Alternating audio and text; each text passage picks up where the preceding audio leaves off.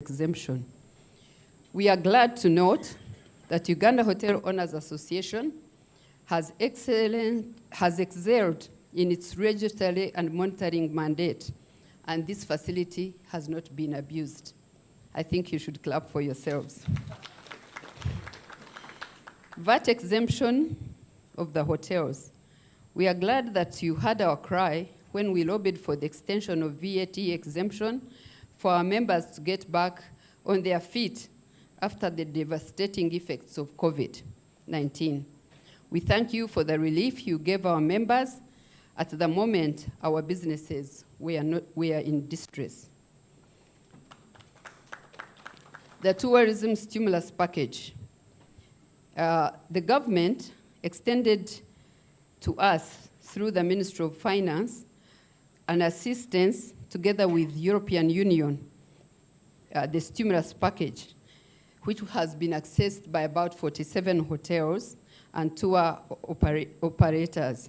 However, I want to note our disappointment with the disbursement of these funds and the criteria that locked out many deserving businesses from benefiting in this facility.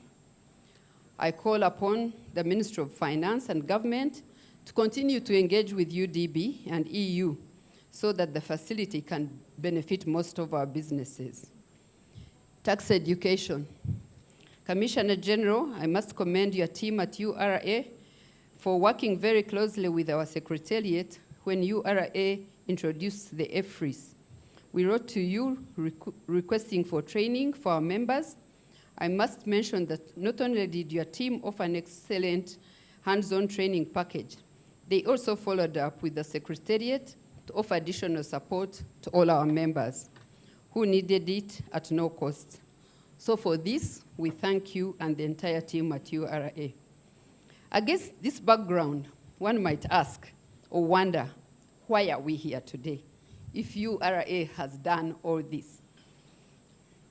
The hoteliers are here today still in very hard financial distress. To elaborate on this, I'll give a brief background. According to the World Bank, the number of international arrivals in Uganda increased from 205,000 in 2001 to over 1.5 million in 2019. While revenues from tourism increased from USD 187 million in 2001 to over 1.6 billion in 2019, making tourism the biggest foreign exchange earner for our country. As such, tourism is an increasingly important contributor to Uganda's economy. International tourists, combined with a growing number of domestic tourists, generated 7.75% of GDP and 6.7% of total national employment in 2018, employing close to 700,000 people. The government has acknowledged the importance of tourism to the country. A 2020 report from Ministry of Tourism, Wildlife and Antiquities, I quote, "In Uganda, tourism sector is a major source of employment, government revenue, and foreign exchange earnings. Without this vital sector, the economy may experience a dramatic contraction in GDP and a rise in unemployment."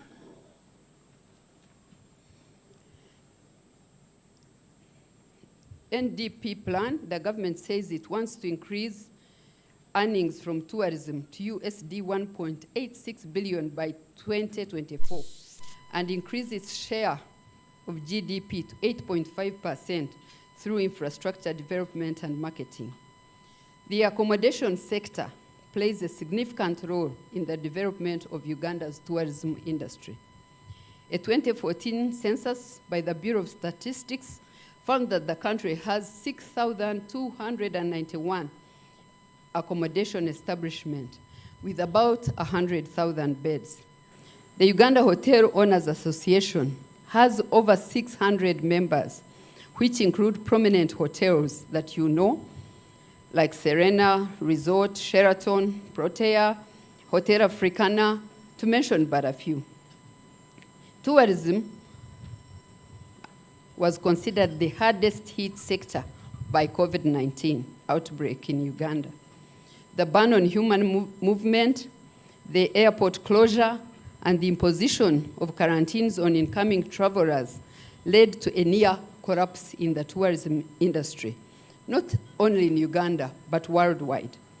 The Tourism Ministry calculated that between March and June 2020, almost 450,000 hotel room bookings were cancelled. In 2020, hotel occupancy dropped to 5%, down from 51% the previous year. 7 out of 10 employees lost their jobs, and the country lost over $1 billion in revenue. A second lockdown in 2021, in response to the surge of COVID-19 cases and restrictions on incoming travelers, led to another disastrous year to the tourism sector. Indeed, tourist arrivals in 2021 totaled 521,000, or 1/3 of the pre-pandemic levels. As a result, the industry has just started to recover. The government put some measures in place, but I can say they were not enough.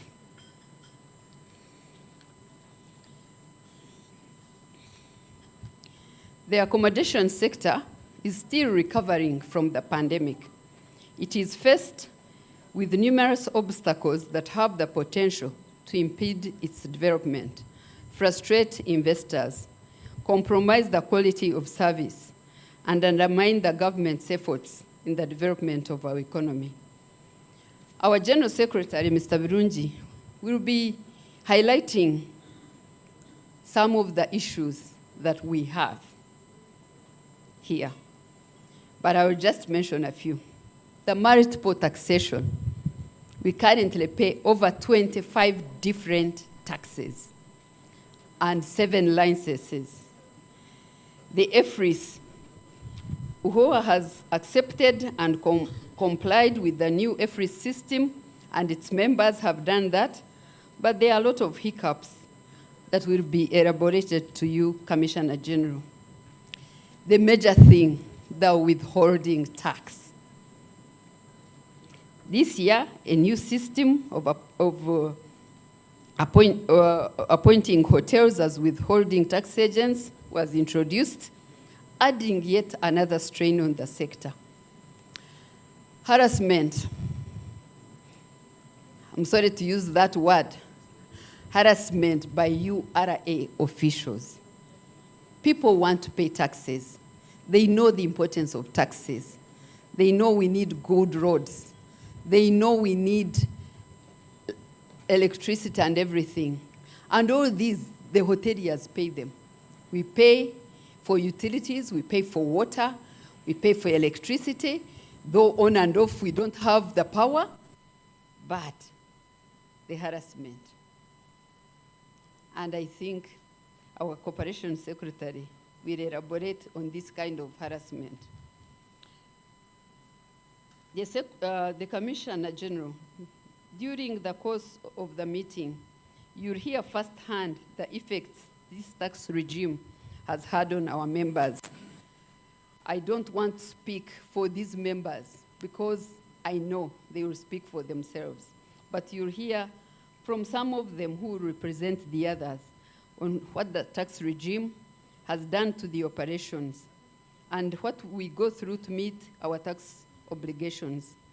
It is our prayer today that during the course of engagement, we come out with workable solutions to the challenges that we are going to present to you so that we can become more compliant as taxpayers in Uganda and that we can develop our country. Hoteliers seated here today and those that have not come are some of the most patriotic people in this country. We invest millions of dollars in our economy. We provide employment to many young people. Hotels are the biggest employers of women, second only to agriculture. Furthermore, we provide markets for both agricultural products as well as manufactured goods and beverages. As such, we request for your support in streamlining the tax regime so as to make our sector more lucrative, not only in the hotel sector, but in the entire value chain. If you want tourism to become the #1 foreign exchange earner, the tax regime must be addressed. I thank you.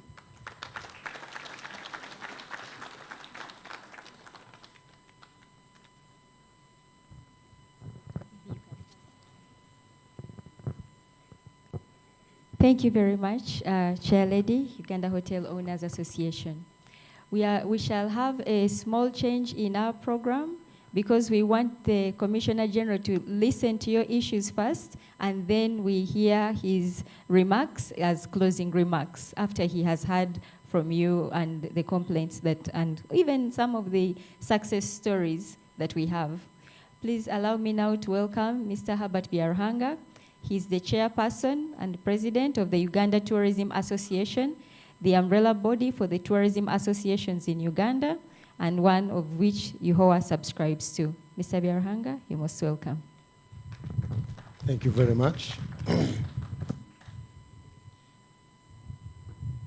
Commissioner General, members of the associations under UTA, the Tourism and Hospitality, who are here, including our new investor, the former minister. We still recognize you are in the same trade. And all of you in your own capacities, thank you very much for coming in these big numbers. This is very, very good.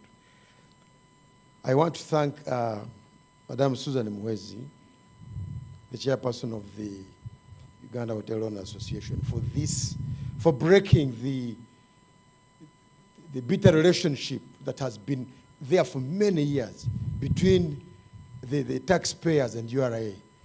It did not start today.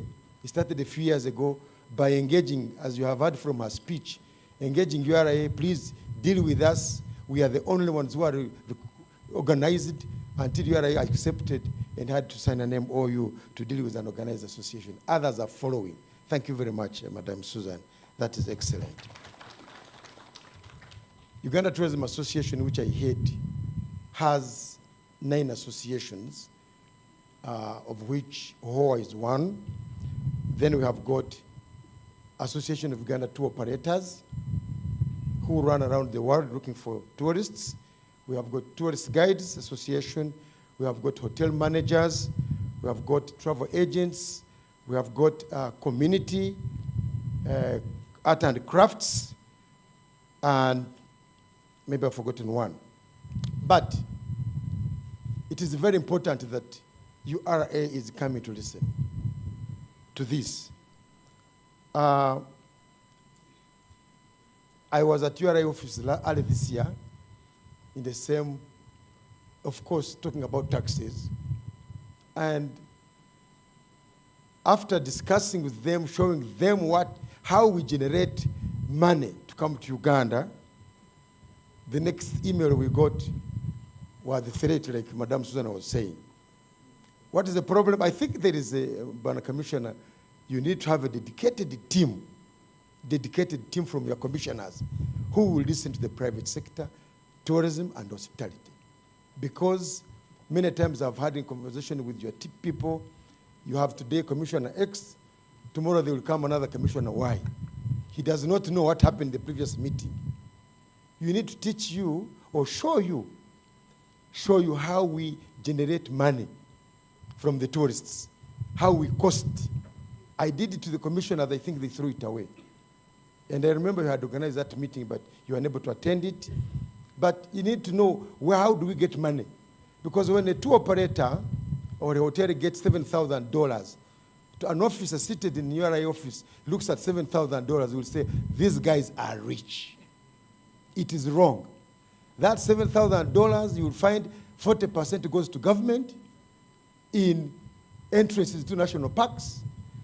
Another 30-40% goes to the hotels, which also tax again. They will come and give all, like he was talking about, employment. So we need to understand it very well and be able to know, do we really make money from tourism, and how is this money generated? Mr. Commissioner, I wanted also to say that we are very, very committed. We are working hard for compliance, like Madam Susan said. We are working hard for compliance. We are trying to tell our people, please pay taxes. They abuse us every day. We must pay taxes. We must. But to do this, have time and invest in us. Invest in us and be able to generate money.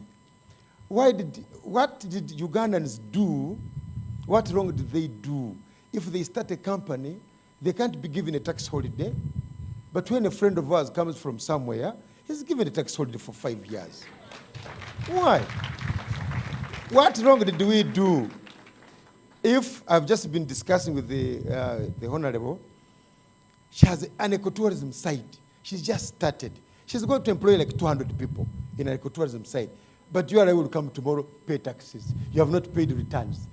When someone comes with a company called EAKK, they will take him to the head of the country and, give a tax holiday 5 years. After 5 years, the guy disappears. Let's become Ugandans and develop Uganda. We want everybody to pay tax. But let us understand how this business can grow. You have heard from the chairperson that we employ very many people. In fact, the hotel sector, you are doing a great job. You are doing a great job.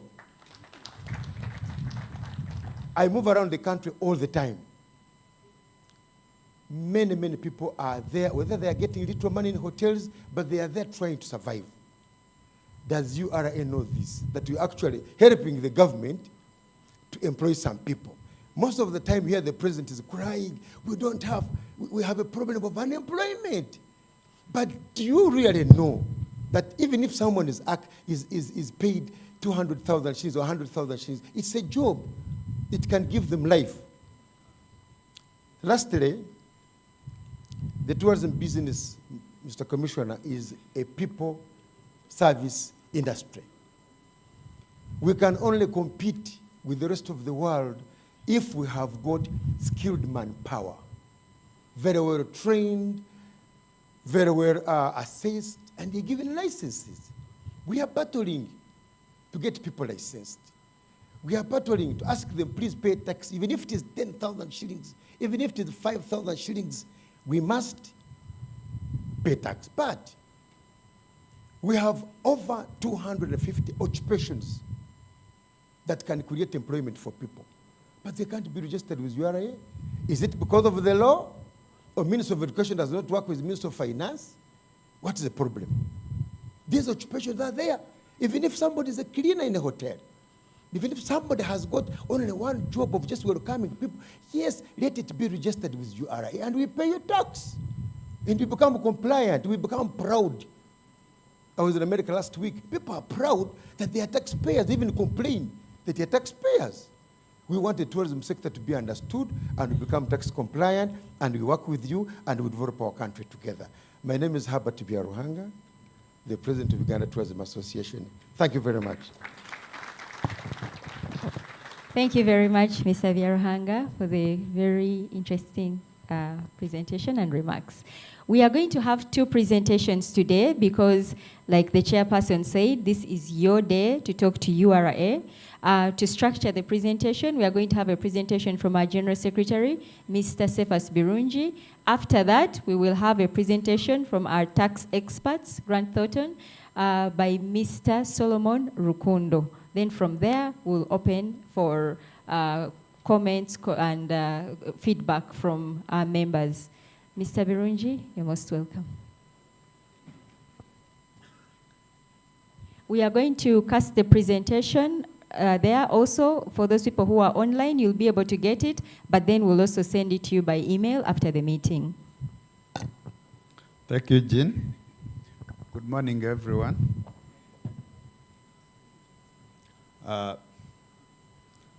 Our dear Commissioner General, we welcome you to the Society of Hotel Owners. We are very honored to have you this morning to spare your valuable time to listen to us. Our chair lady, we thank you very much for organizing this, and we believe it's not easy to move the Commissioner General here. I overheard the former minister around saying she has been trying to have entry there and has been having a problem. Now she has you nearby, courtesy of our dear Susan Muhwezi. So, Madam Amelia, it won't be that hard now. Mr. Commissioner General, thank you also for bringing us the whole top hierarchy of the Domestic Taxes Department, which handles our issues. I know Sarah Cherangat will be introduced by yourself, but as somebody who worked with her, I have the honor and privilege also to mention that she's here with us, with Julie Njuba and many other people we have worked with. I know the executive has been introduced, and I know that there will be very many other questions which will be raised by members. So mine is to focus on a few areas and try to give direction, because I know that we cannot talk about everything. So the background of our industry is well known to you. We have suffered through the COVID era. We have made the numbers. We committed ourselves to go to this business, but it's important for the regulator to know the numbers dealt with, to see you, most of you face to face, see the enthusiasm of the people, how much they are touched by taxes. To get these people in Kampala to go through the jam, to be here this early and leave their work, means that there is something touching them. There are a number of others who failed to get in because they came with their cars and the parking is too small. So they had to leave, and some are attending online. So you can tell how important today is for us as hoteliers. Let me just, in a lighter note, want to recognize some of the newest hoteliers who opened their hotels in 2022 after the COVID. So people are still investing. I met one of the people, H Hotels, who has just put up a hotel in Entebbe as you are reaching the municipal council. He said, introduce me and tell the people that we are still coming in the hotels. I know those who have been there for a long time, the BMKs. Thank you for enduring. So the background has been highlighted by the chair lady, how much we contribute, how many we are, what we have gone through. But I want to touch three main issues, which have also been, to some extent, been touched by the Commissioner, by the chair lady. We have three main issues. A number of business processes are being introduced. Of course, URA has a challenge to widen the tax base. Every time they are told that you are collecting 14.5 of the GDP, you have not widened the tax base, you are not doing enough, you don't have enough taxpayers, so be creative. And indeed, URA does its best, URA and Finance, to do that. I want to say, I think something before that, which maybe Chair Lede was going to say. We had hoped to have people from Ministry of Finance here to listen. Because, oh, yes, sorry, they are there. So I should have recognized you. I thought you had come in the capacity of the hotelier. You know, some of us have, there are many people who work in government and have these businesses. So the reason I'm mentioning finance is that when it comes to policy and you raise these questions, and I believe it will come, you will say, no, but that's not our role. It is policy who does that. And when policy also comes up, they'll say, oh, it is the parliament. Where are the parliamentarians? Where is the Committee of Finance and Economy? So you have a way of pushing the back. But the point is that, yes, URA or Minister of Finance has got to mobilized to improve revenue collection, and for that reason, very many initiatives are made to ensure that there is better collection. And of course, we know that these initiatives are to widen the tax base. So you have EFRIs so that it captures the VAT, and that everybody dealing with another entity uses an EFRIs so that the URA software can know who has done what without going to ask the taxpayer, so that this system moves into their information seamlessly. So that is EFRIS, and we know that it has taken a long time to be developed. It was legislated, and it took about 2 years to come into effect. Then we have system-to-system integration, which we saw earlier this year coming up, and the public notices were made, and people were told that you have got to adopt system-to-system integration. So, 2 issues. One is these things come up and they are thrown at us. Before people understand them, they are being penalized. We don't have enough time to study them, but at the same time, we don't have enough time, we don't interact with the policy makers to know how well they work. So you'll find that when you talk to a hotelier, if I have a hotel in Kabale, and I find that on a day-to-day basis, what I buy mainly is food, vegetables and stuff, Irish potatoes, beans, meat. And I can be assured that there is hardly any supplier of vegetables who is tax registered. You cannot be in a market in Owino and you are registered for tax. It's not possible. Doesn't make sense. Even if you are in Wakiso, Mr. Ngovi is here. He has a hotel. They say I'm not loud enough. That's true. So you buy your beans, or you buy 10 kilos of meat, and you buy a bunch of matoke and some 10 kilos of Irish potatoes, and you serve meals of 100,000, and you charge 18% on 100,000. So you get 118,000. But when it comes to input tax, you have zero, because the person who sold you the matoke did not have a tax invoice. The person who sold you the meat doesn't have a tax invoice.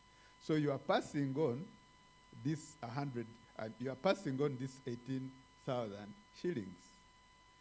And so you employ people to collect the 18,000 and pass it over at the end of the by the next month. So you find that all the people you are dealing with, most of the people you are dealing with are actually not VAT registered. But when this policy is being developed, you are not participating. So as you are getting used to the EFRIS, then you get the system-to-system integration. First of all, before you get there, the machinery for you to do EFRIS, the software you need to have, the training you have to have for your staff to understand what EFRIS did. I note that our chair lady said we got sufficient training in EFRIS. I think it was a slip of tongue. Hmm? Yeah, for the secretariat. Most of whom don't have hotels. Jean doesn't have a hotel, and many others. So when I heard that there was sufficient training for EFRIS, I wondered whether I was out of the country, but I know I've not been anywhere out of the country for many years. So I really think EFRIS in itself needs a lot of training. And I know it was deferred for some time, but it was mainly because the regulations were not in place. Then you have system-to-system integration. First of all, it is even difficult to pronounce. You should get something like something to make it easy to know it. But then you say there are providers of system-to-system integration out there, or else you use a URA portal, and bang, it is in the newspapers in June, and they say by 30th of next month it should be up and running. And then you try to go to URA to learn about it. They say, oh no, we shall have a training, or we shall send it to you, or go to the portal, or they tell you who are the integrators supposed to do it, and you go to them and they say, oh, mine is 1.7 million, but I'm currently overwhelmed. I'm serving 50 customers, so wait. So, what happens? The penalties are supposed to come and bite. And the question is, why don't we have time? You know, as individuals, we can go away, but the tax-paying public will never go away. So why don't you give them time and teach them? Because I believe even the staff have not had enough time on the system-to-system integration. So we really feel that these things are important, but the moment they are rushed, they become counterproductive. Because even the policymaker who asks you to improve your target because you have started FREEZE will ask you, okay, now you have the FREEZE, how come the numbers have not improved? You should tell them, let me use this year to teach FREEZE, let me use this year to teach system-to-system integration, and then we see how it moves. Let me get the feedback from the users. I have 100 users, I have garage owners, I have hoteliers, I have schools, I have wholesalers. Let me see how it moves, and let me analyze the impact. When I do it, how much does it help? So before you go very far, then now you designate certain people to be withholders of tax. That is, if I've left out the withholders of VAT, which came 2 years ago, which took people to know, am I withhold VAT, I withhold withholding tax, which is which? Before people can understand it, people are designated to be withholders of tax. And it says, if you are supplying above 1 million shillings, if you purchase from somebody for goods or services worth 1 million shillings, you deduct withholding tax, and you throw it there in July. So I'm like, okay, I've gone to game, I'm going to buy a washing machine. I pull the washing machine, I reach the counter. So I tell the lady that she says this washing machine is 3 million. I say, okay, there is a notice by the Commissioner General saying I must withhold from you 6%. So I'm going to pay you 2,400,000. Huh? So now the question is, who takes what? Does this person say yes? Does she say no? The notice also says you give a receipt. Now, which receipt am I giving? The other person is the one giving me a receipt that she has received, say 2.6, supposing in the very unlikely event that this person has accepted that I'm a withholder. Which needs I should have a badge or something which shows that I'm actually a withholder. Remember, this notice came by email, and there are 9,000 gazetted persons. Madam Njuba, 9,000. So I have to check. If you had not put it in alphabetical, I could read and not check for a name. 9,000 is 300 pages.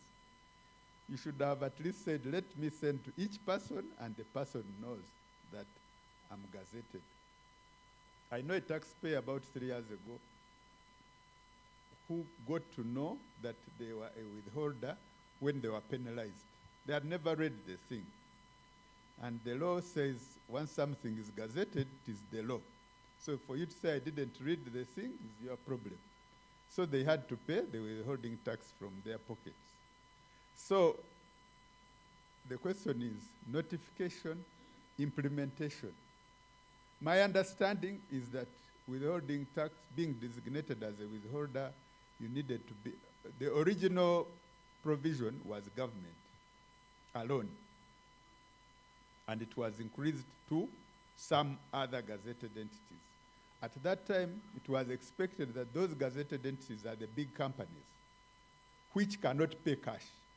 So by the time you supply to that company, you are begging them. In other words, you are selling on credit. So when they withhold from you, you have no option. But if I'm small, I go and buy vegetables on the market. We understand if you are, say, Sheraton, you don't go to a window to buy meat. You have a supply of meat. So when they gazette you, it is understandable, because when you are paying that supply, you can withhold. But I cannot be having a 50-room hotel and purport to have a list of suppliers who have to apply to me, and then I pay them after 2 months or 3 months. Then I will not be doing business. My neighbor who is not doing that will definitely thrive on that, and I will collapse, and the next person will survive. So when you start picking on some of us who are small players to be withholders without us understanding the criteria, because when you are choosing large taxpayers, we know that it also took some time, because there was either turnover or transactions or this and that. You tried to set up a criteria, but still that criteria is a bit vague. I remember when we represented in the parliamentary discussions 2 years ago, we agreed with him. He was there. And we said, let the rules for gazetting withholders be very clear. Let the rules for denying tax clearance certificate when I apply be very clear. Let the rules for tax exemption be very clear and be gazetted. They have not come. And luckily, we have the representative from Ministry of Finance. We hope it doesn't end there. So, in this respect, I'll move a bit forward to what has happened. What have we done? So that is the issues about designating of withholders and why we think it should not have been done the way it was done. But we are also cognizant. Last year, or rather this year, we were in Parliament together with our chair lady and the chairman of Private Sector Foundation, UTB, Honorable Migereko. So we presented our complaints to the Committee of the Economy. And I'm what is there is what I'm quoting. That committee made a report. If you look there, it says the government should adopt a piecemeal implementation strategy to sector approach rather than going for all taxpayers. This was in respect of EFRIs, as you can see. There should be a phased approach. Don't go for everybody. Educate people. This is a direct quote from the Committee on the Economy. Now, what happened? He knows. This committee report was not presented on the floor. It was supposed to be presented in the afternoon. Something happened, that committee didn't appear in the afternoon, and the bill passed without any amendment.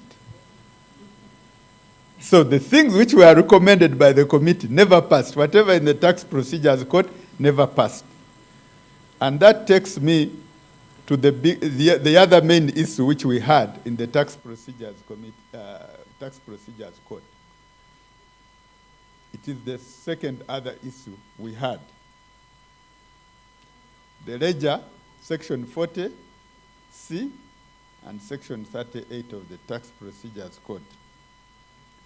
So those of you who may have had issues with the URA, if you have been audited, or if you have had payments and you keep paying and you don't see the liability reducing, the problem is in those two sections. Section 38, which keeps saying when you pay and you have interest, if you paid late and interest was charged or you were penalized, whatever you pay goes this way or that way. So you keep paying and you see the figure doesn't move. Worse still, the system goes backwards. The system was configured to go even before these laws were made, right up to when e-tax started in 2009. So it keeps allocating your payment to the respective head. And the person you meet will tell you, I have nothing to do about it. This is in the system. And that, Mr. Commissioner General, is part of what we call harassment. The current harassment is not the other one of abusing you or what. Somebody can be very polite, but he'll tell you that this is what the system reads. Now, this problem has been known by URA, was known by Ministry of Finance, was known by the Committee of the Economy, and the recommendation was made, which you see here. The committee observed that the number here is 2022. There is an error here. Section 40C was introduced, which waived penalties and interest outstanding as at this.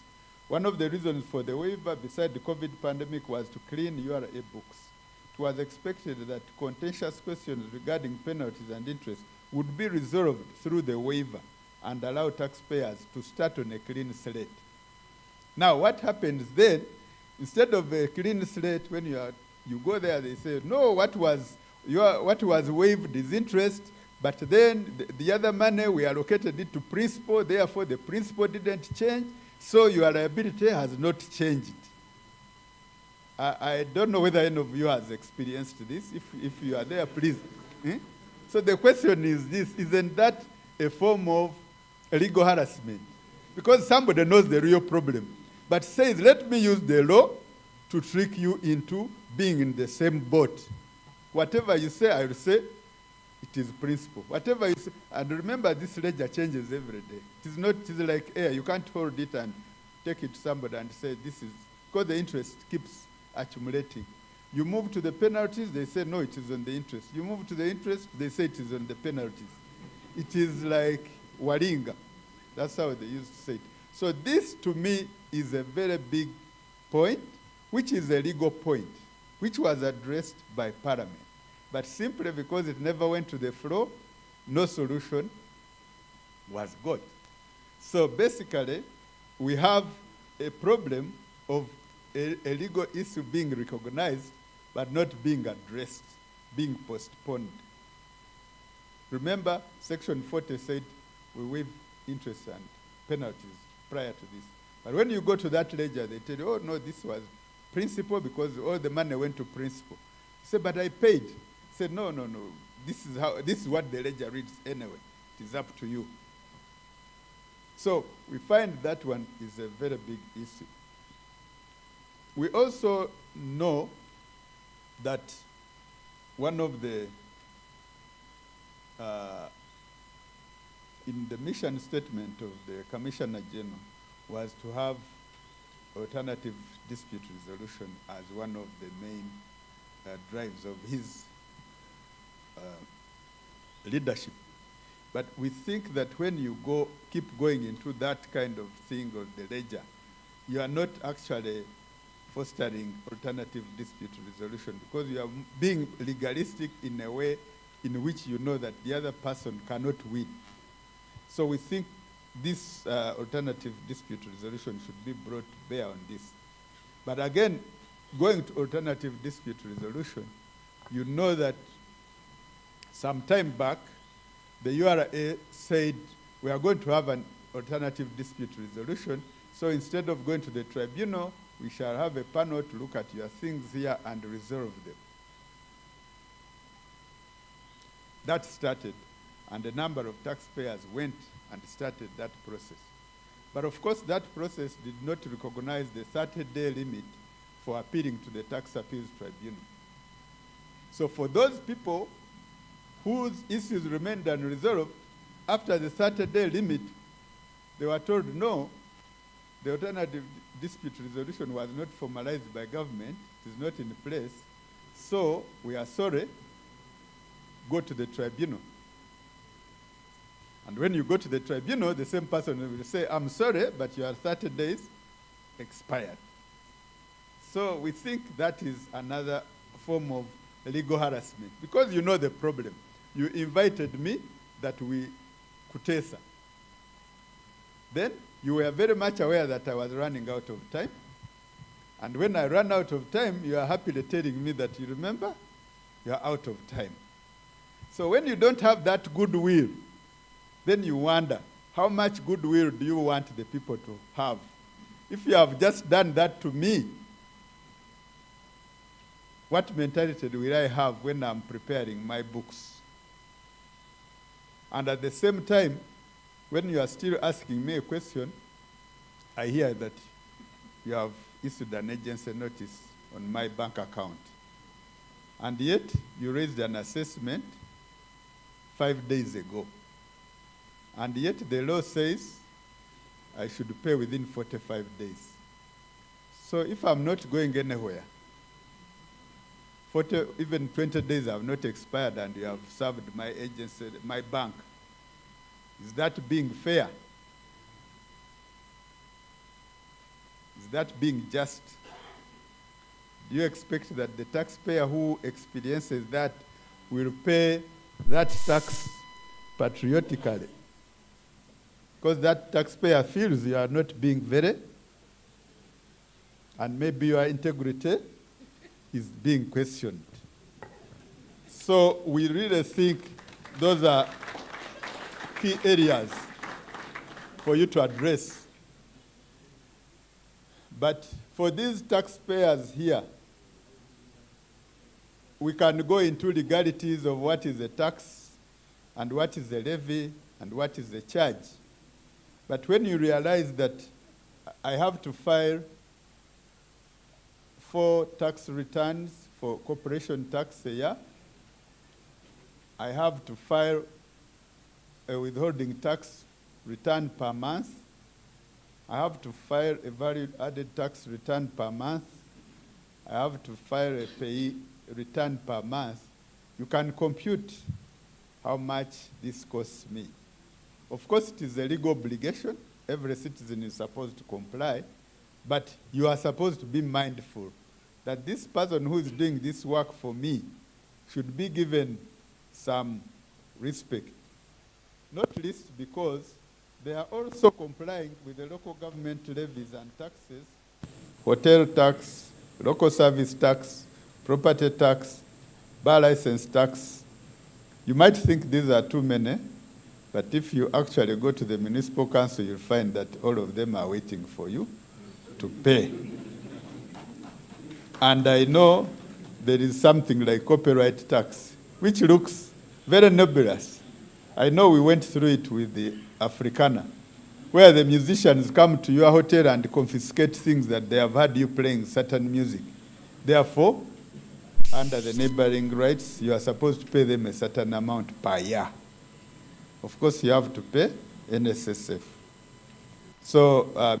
Commissioner General, those are just a few of our comments, and we believe that people will raise many more. We thank you for listening.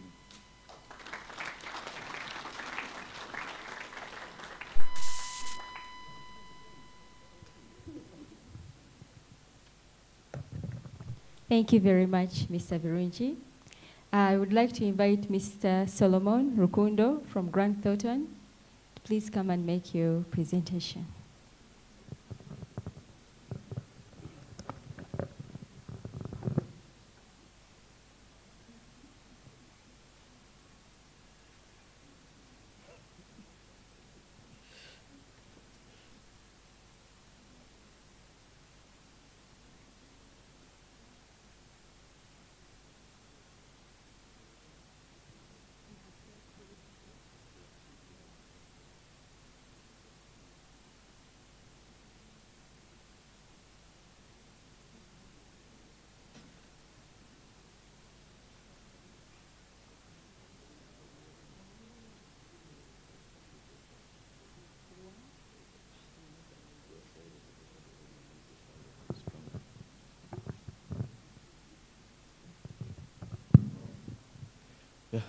Morning, everyone. I'm Rukundo Solomon, Manager Taxation at Grant Thornton. I'll be taking you through some of the proposals to address the taxation challenges of the hotel.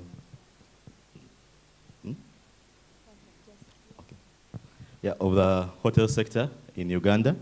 And since Mr. Birungi has ably addressed quite a number of those I was going to present, I think in the interest of time, I may just skim through some of them.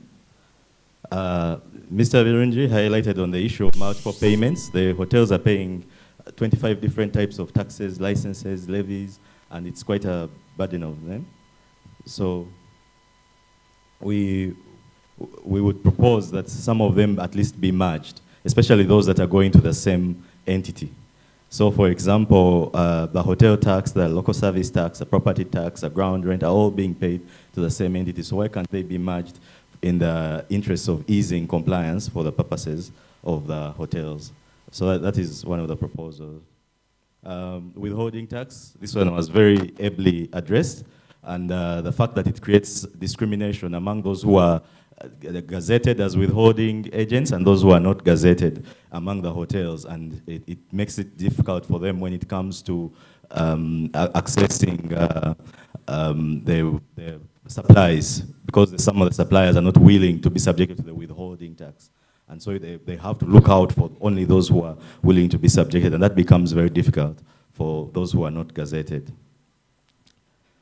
With IFRIS, we understand it is an important compliance mechanism that has been brought by the URA, but there are challenges. The hotel systems issue invoices differently from what seems to be envisaged with IFRIS. The hotel may issue invoices prior to receiving payment, and yet the URA will issue penalties and interest when there is a delay in making the payment, and yet the taxpayer does not have the money to use to make that payment.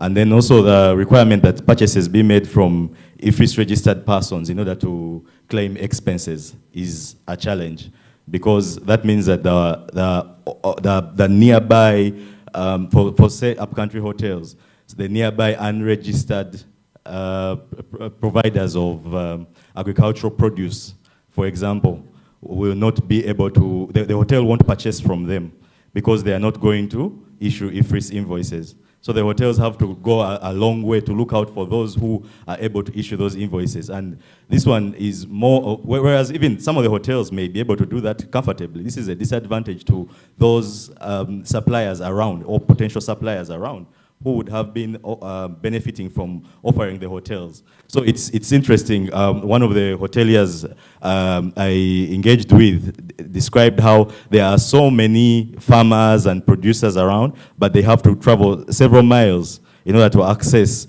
those who are actually going to issue them with an IFRIS invoice.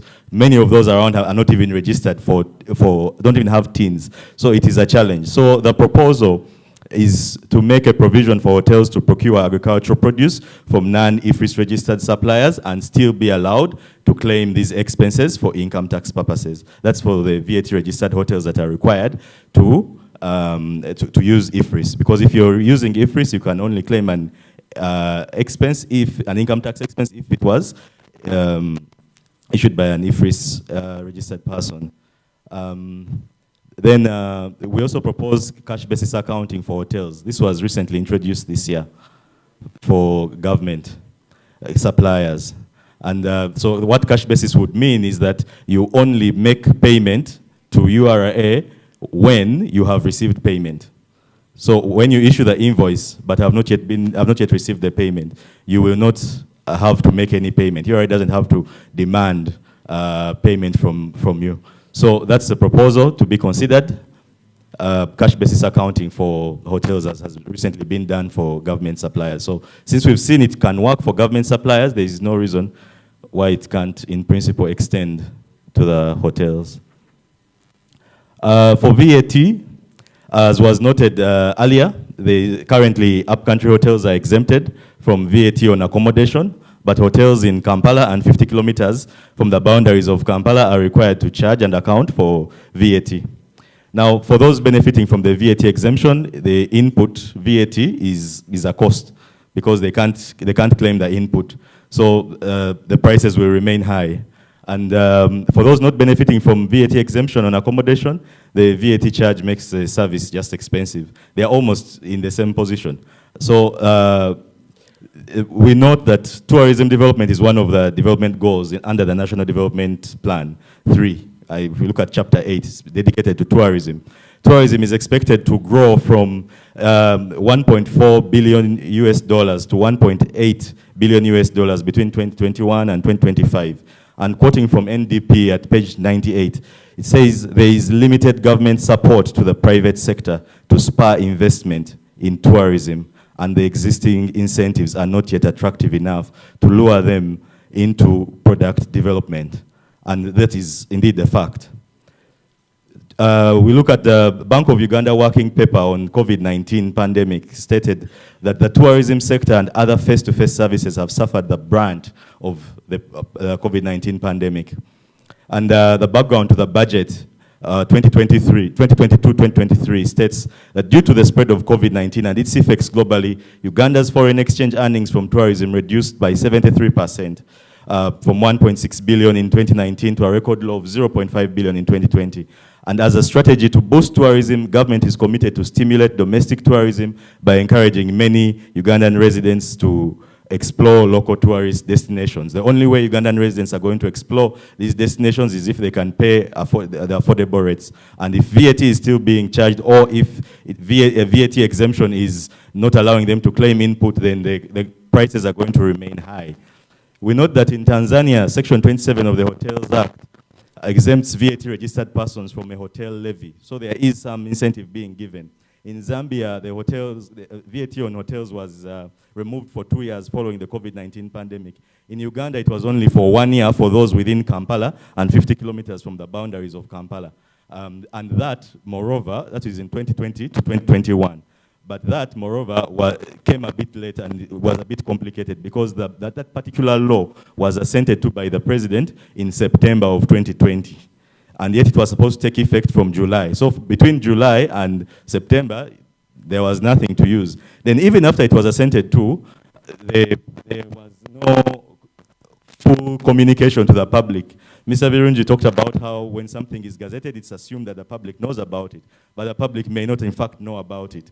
And the first public notice from the URA regarding this, informing the public that that there is a VAT exemption for hotels, for accommodation on hotels in Kampala and 50 kilometers from the boundaries of Kampala, came on 1st of April 2021. That was several months after the law had actually been passed. So for all that period, they were unaware and they were only able to benefit for the last few months because it expired on 30th June of 2021. And what happens to the previous period is anyone's guess. So the proposal is extension of VAT exemption on accommodation to all hotels, including the hotels in Kampala and 50 kilometers from the boundaries of Kampala. And the second one is to also consider zero rating VAT on hotels rather than exemption.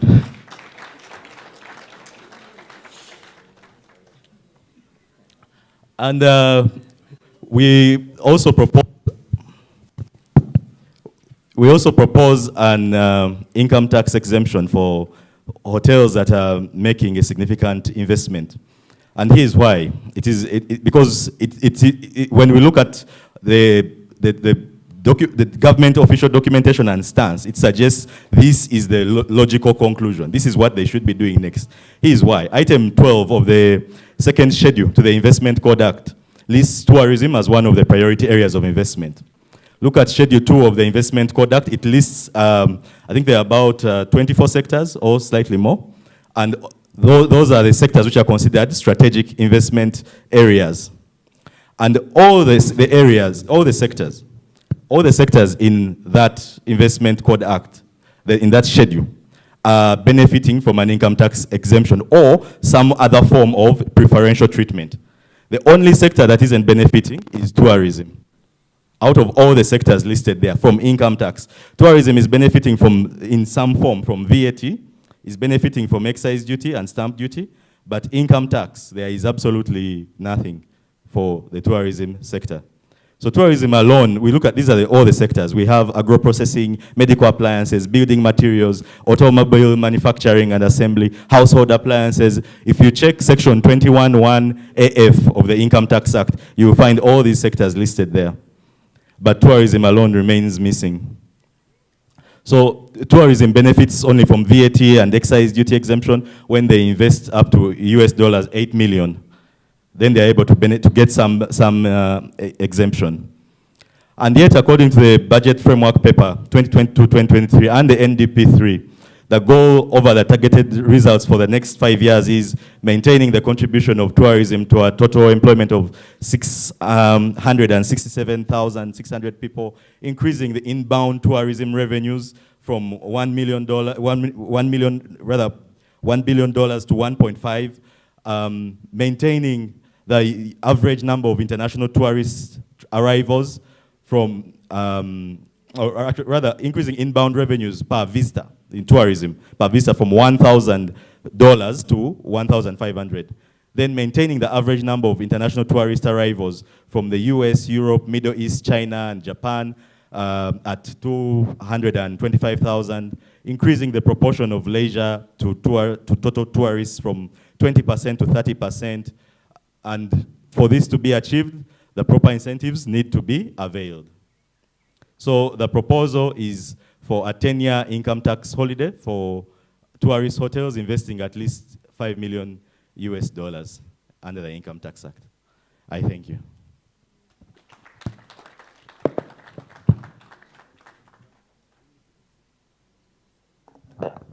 Thank you very, very, very much, Solomon, for ably articulating the issues that we have. Okay, we are going to open up the floor. URA wants, of course, to make comments, a rebuttal, but it's also good that they hear from us first before they can, so that they can address all our concerns at the same time. Before I open the floor, I want to recognize Mr. Isaac Arenitwe from the Ministry of Finance. So Isaac, thank you so much for attending, and we hope that you'll be able to take back our concerns to the right office. Okay, so I'm going to open the floor. We already have some comments coming in. Some other comments are coming in online, so please keep them coming, especially to our WhatsApp group, and I'll be able to read them as we go along. But right now, I'd like to invite Mr. Barnabas Taremwa, please come and make a few comments. We are going to have microphones so that not everybody has to keep coming to the front because we're a bit tight. So Hope, Sylvia, please make sure that you have microphones so that we can be able to get in touch with the people who want to say something. Good morning, everybody. Commissioner General, our chairperson, Susan Mwezi. Thank you very much for joining us this morning. And I'm quite impressed that this hall is full of investors. But again, it's quite painful, Commissioner General, when you see these people here. As we all know about our quality of human resource in our hotels. So there is too much loss this morning in our hotels. These are managers, owners of the hotels. They traveled from up country and now they are here. So I think we are losing much more than we are gaining. So I'm going to be brief because we've been sitting for long. Commissioner General and fellow investors, I think we might be prosecuting the wrong people. We are telling the Commissioner General of URA to do things which I think might be impossible. What we should be doing, we should be calling him to join us. He's our partner. Join us to change bad laws.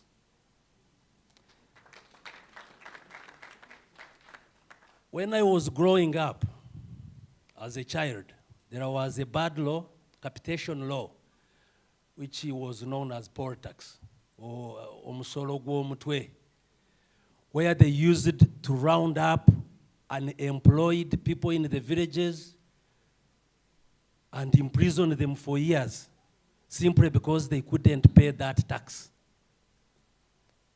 I always wondered, who did this? And then we had graduates, we had people, but the problem was not the Murka chiefs, was not the chiefs of the area, it was to do with the bad law.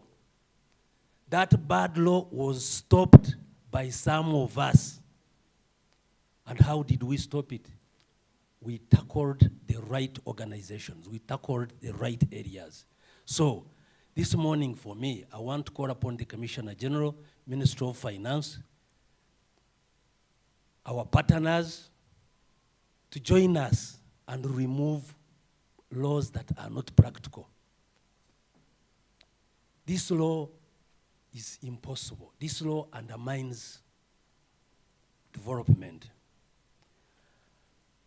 I have been at it, I would say alone, maybe my organization alone, because me, I have been to the tax tribunal over this law. Even before I go further, I want to remind the Commissioner General that we have got a tribunal in place which is supposed to be an arbitrator in these matters of tax. This is where the harassment comes in. You go to the arbitrator. When you lose, you pay. When you win, they appeal. Harassment. This is wrong. And this harassment, we can direct it to the man on top. But there are bad people in every organization. There are people in this organization of whether finance or URA that use bad law to terrorize taxpayers. This must be investigated and should be stopped. So, sir, when we go to the tribunal, and the tribunal has decided, on your side, we pay the tax. When it's in our benefit, your officials appeal.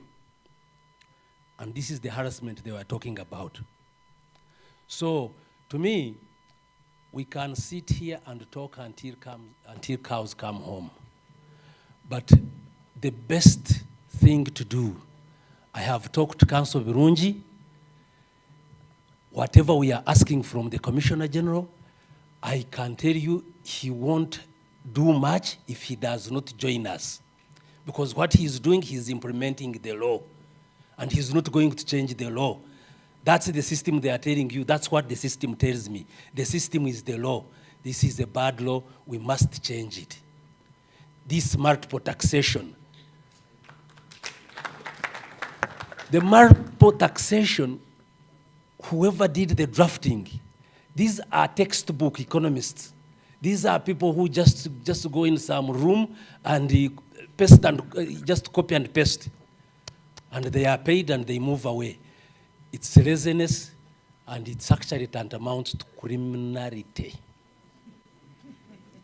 If you look at all these taxes that are subjected to business, you waste so much time fighting for tax when it could have been compounded and put into a single tax. So, mine is simple. Commissioner General, please join us, because you are one of us. I can tell you, some of your colleagues who were where you are sitting today they are sitting with us. Tomorrow you are going to be there. Join us when it's too early, when you can make good changes in organization. So, but I thank you people, I thank you for responding in numbers, and I know most of you have something to say, so I'm not going to take your time. But mine, I know that we all need to pay taxes. These taxes are not meant for the Commissioner General, for the President. The taxes are for all of us. These taxes are all of us and are supposed to develop the country that we all belong to. But what we are saying, let's look at the implementation. Let's look at the formula of this tax. Is it practical? I thank you. Thank you very, very much, Mr. Sarima. This is also a request all those who will be making comments to please be as honest as possible. You're in a safe place. I know that many of you were worried about what might happen after if you're honest, that URA will follow you up. But we want to assure you that you're protected, and this is a safe space. We invited URA to come here so that we could be able to make sure that you can be able to speak as openly and candidly as possible. The next to speak is Madame Amelia Chambade. Due to popular demand, people have requested to hear from you as a former Minister of Trade. Ma'am, please come and say something.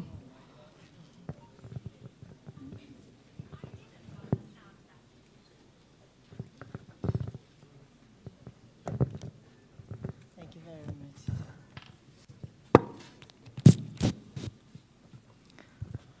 Well, I've been taken by surprise. Our Commissioner General, our Chair Lady, Mr. Biarahango, Tourism, I think, and our Secretary General. All the hoteliers gathered here, our protocol observed. Amelia Chambade, as you all know, I'm in transition at the moment from public sector to private sector. I'll mention about 4 issues because we have a long day. Number 1, transiting from public sector to private sector. You realize that there is a big rift. There is a margin that has to be narrowed. Not the transition itself, but the relationship. When you're in a public sector, I've been there for many years, and I thought I was doing an excellent job. But I realized that apparently the private sector is ailing. That's why we're here. I realized that we are actually detached. Public sector is up there, private sector is down here. So I've experienced the same through this time. How do we access public sector? Now let's talk about a startup. I'll go to that. I've left that one. I don't want to go very far in that. If someone is starting a business, actually people struggle on their own. They start running around, asking for ideas. I don't know how many people I've hosted in my project, but everybody comes with ideas, different. There was a time I thought I was going to run mad, because one comes and gives you advice. This should be like this. Another one says, no, don't even think about that. Your reception should be like this. No, remove this.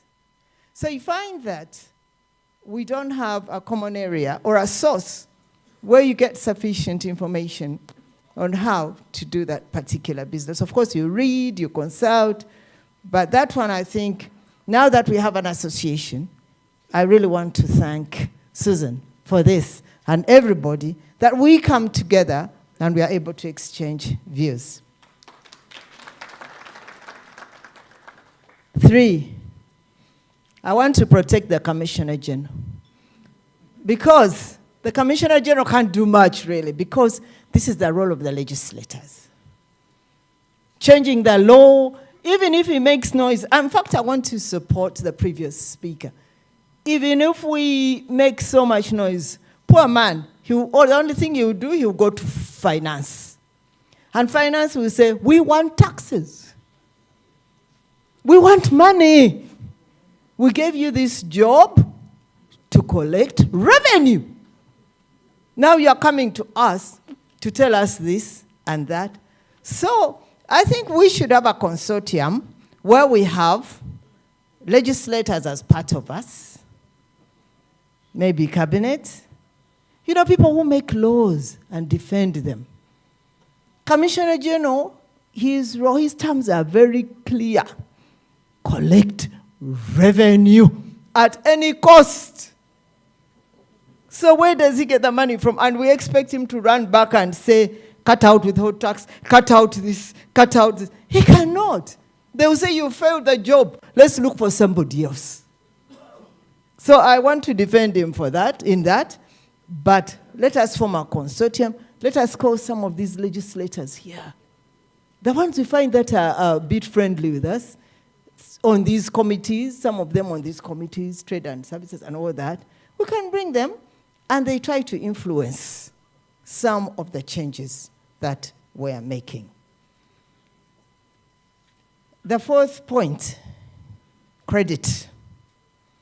We are crying about taxes because we don't have sufficient credit. Credit is such an expensive venture. And when it comes to competing with those who are getting foreign credit, you find that we can't compete. So I think we should also find a way of bringing bankers on board. We approach some of these bankers or credit institutions, and we appeal for favorable packages for us. We are finding this business very expensive because the credit is expensive. Finally, of course, competition. We have to look at the competition law. We had started on it, and it has been back and forth, parliament and what, but it's also important. It will help us to manage our prices better. It will help us to manage our service industry. I want to thank you all for listening to me, and I'm very proud to be associated with this forum. And one day I'll also invite you to my project. It's an ecotourism project called Ensulo Haven. It's on Mitiana Road. And I do both forestry, but I also mix it with aquaculture. But then it also has camping and real cottages as we used to live before. Not this high rise, that one I can't manage, but I've gone to the really traditional cottages. And I've had offers, although I'm not fully ready. I thank you so much for having me, and I'm proud to be associated with this forum. Thank you so much. Thank you very much, ma'am. Thank you. Okay, now anybody who has a question, please raise your hand. There will be, oh yes, Mr. Rotich. Mr. Rotich? Yes, we are many people and everybody wants to make some comments, so please keep the questions or clarifications to 1 minute each. Thank you, Jean, and thank you, the Commission and others. I came all the way from Kapchorwa just because of this meeting, about 500 kilometers away. Despite that, the problem I have, which I'm talking on behalf of my region, I'm a member of Hotel Owners Association, an executive member, expired but not tired, but I'm there. The point I have is on taxes of rural areas.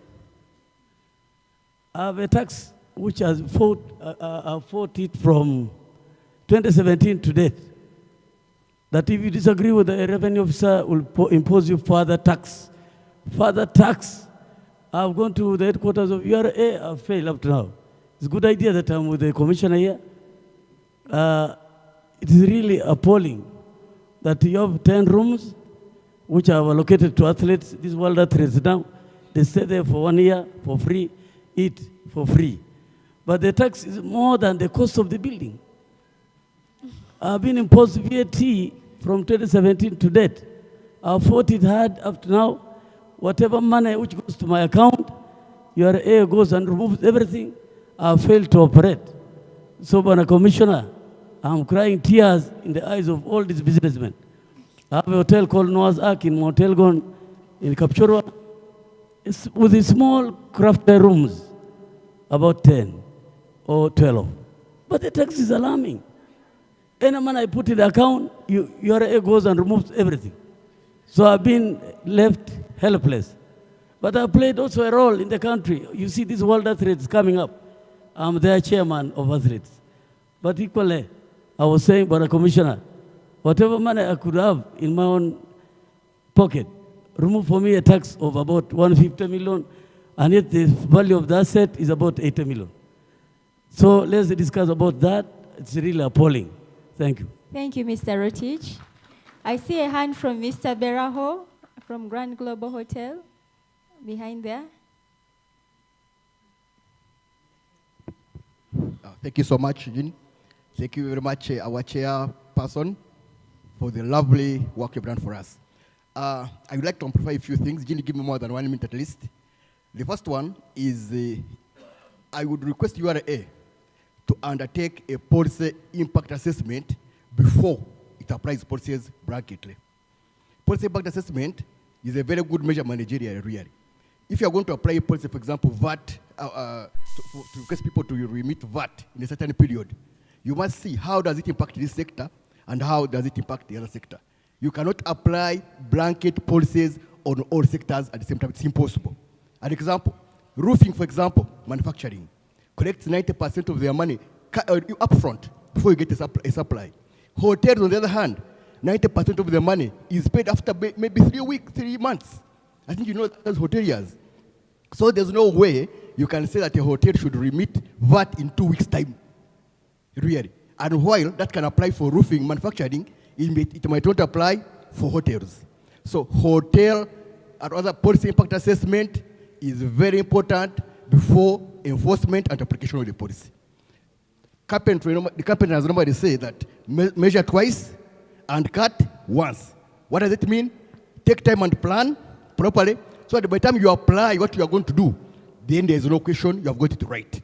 So please, Commissioner General, let us have a policy of undertaking a policy impact assessment before you apply it on us. It has a big toll on our businesses. Secondly, regarding also policies, I would request that when a policy is applied, it should not be haphazard. Apply, people who are doing the same business, especially in the same geographical area, should face the same policies.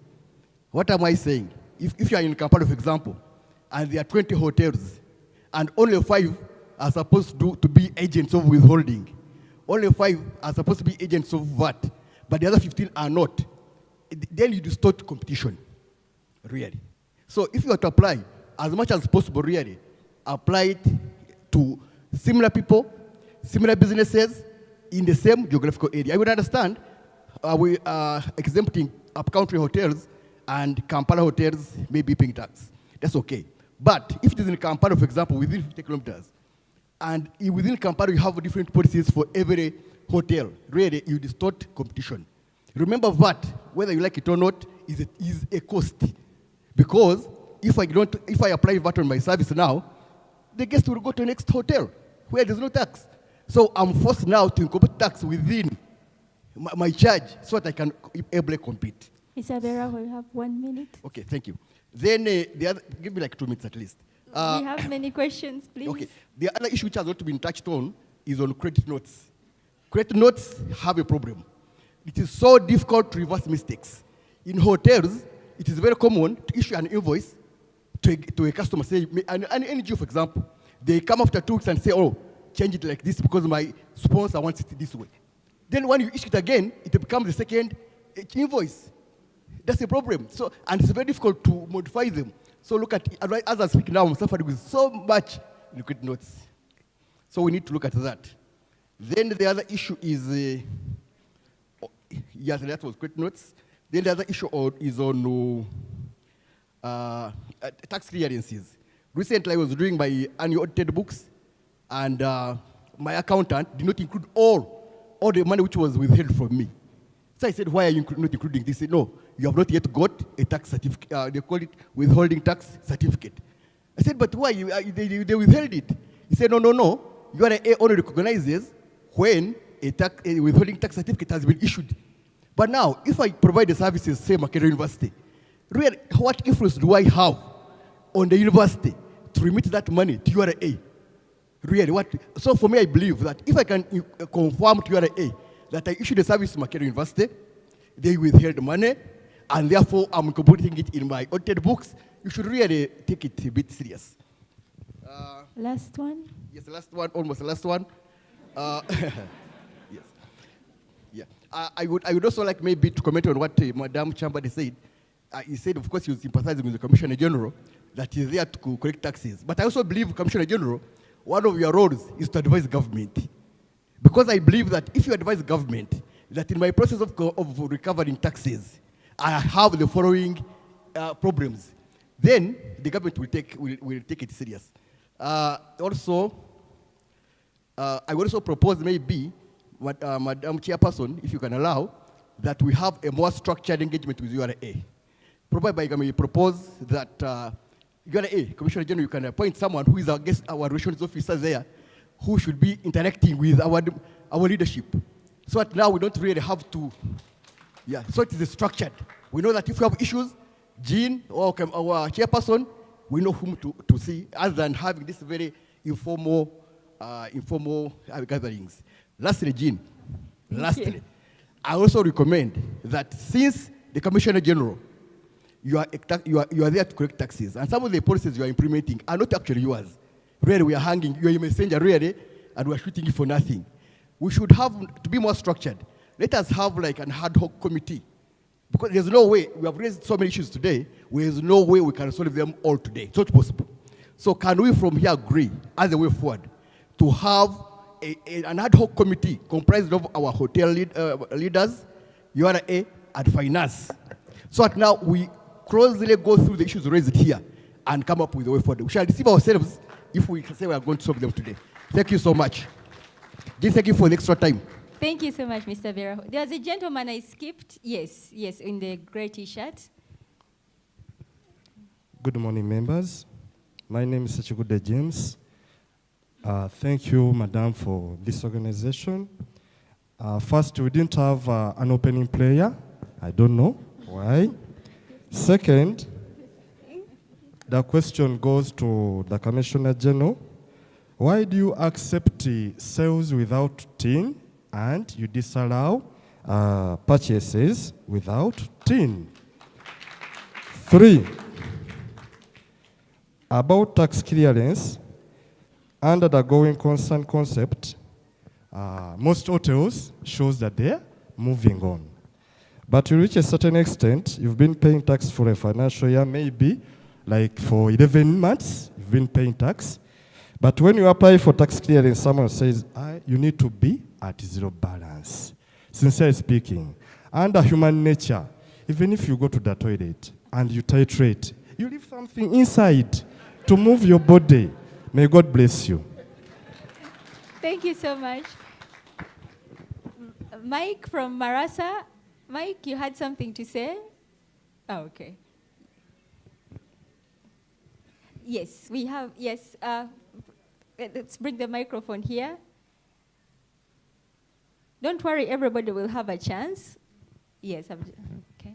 Good morning, this is Abdul Manam from Sheraton, Kampala. I just have small points. It's about compatibility with the IFRS. It's about the cash management account and our cash accounting system and the accrual accounting system. We will never match, so always we'll have a point of audit. When we have audit, we will not be able to reconcile because we have a different timing. We close at 3 a.m., for example. URA system close at 12. We have a guest who are crossing the months or they get their invoice, they check in July, but they check out in August. So they get their invoice in August. URA or IFRS system will see the invoice in August. But I report my revenue on a daily basis, so I report the portion for July in July and the portion for August in August. So it will be always a reconciliation discrepancy. So we need just to have, and this we addressed it when we were implementing the system, but there was no solution.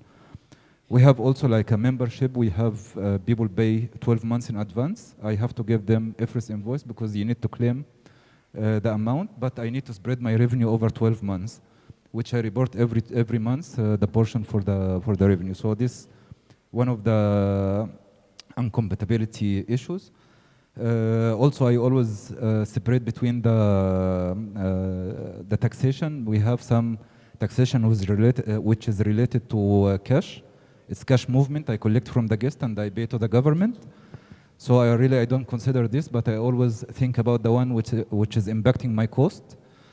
Like the value-added tax and onboarded service. I work in several countries, and it was always claimable. So I surprised here that it's not claimable, and this it's not with URA for sure, but we need to address it with the parliament or whoever will put the law, because all the countries in East Africa or even Middle East, it's claimable. So this is additional cost for us in addition of withholding tax, because when I make the management agreement with my managing company or the franchisor, they don't care about the taxation. They give me the amount I need to pay or the percentage I need to pay from my revenue. Then the additional, it will be my cost. So 6% or 15% withholding tax and 18% value-added tax. So it became my cost. So there is no equality between the international brands and the local brands, because my cost is much higher than the local brands. And just in addition of that, I pay, for example, payroll tax, I pay NSSF, but still the medical insurance is my cost. But this is supposed to be part of the government cost. It's not my cost because I pay tax. Yeah, I cover the employee and 2 kids and the spouse. So it's okay, the employee is enough for me, but the rest should be covered by somebody else. And also, I know there is a target. There is, you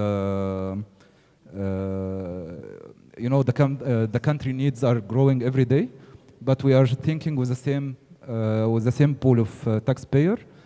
So we need the Minister of Investment to push for more investment to come to the country, to increase, for sure the cash flow will increase in the country when they come with their money, the development, the unemployment, and for sure in the future, if they get a tax haven or tax waiver, they, after 5 years, they will be a taxpayer.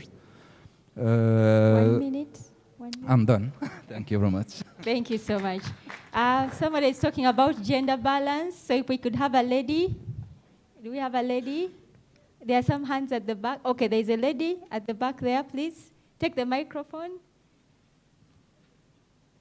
And we have many hands up at the back also, so if we could get closer to the... There's a lady there in the corner outside. Please stand up so that he can see you. She's there.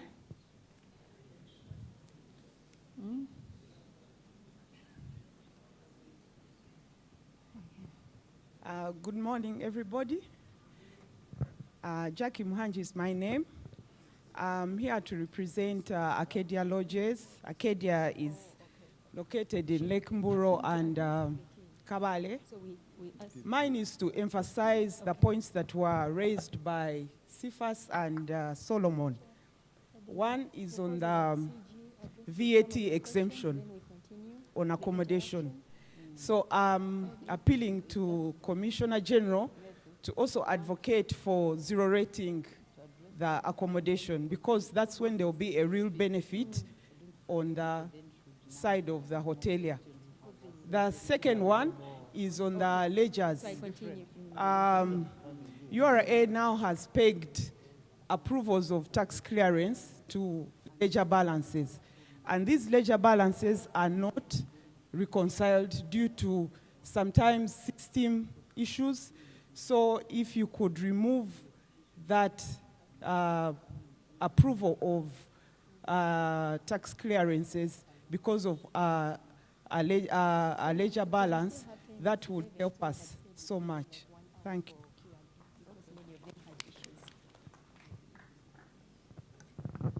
Okay. Yes, please.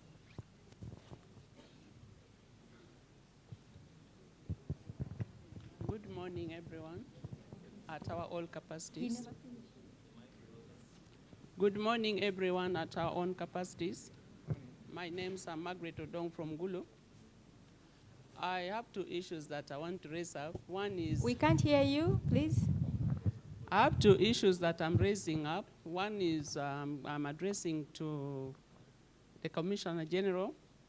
Many of us are trying to encourage you to sit down, but I want to encourage you to get up. we in the North, we speak the truth and we don't fear of favor. So if you are really representing us, you need to stand up and speak what we are going through. Because if we say that he can do nothing, then I don't know why he's in that position. Because as a teacher, I'd been a teacher. If I'm a teacher, I represent the Ministry of Education. So I should be able to speak out what affects the ministry.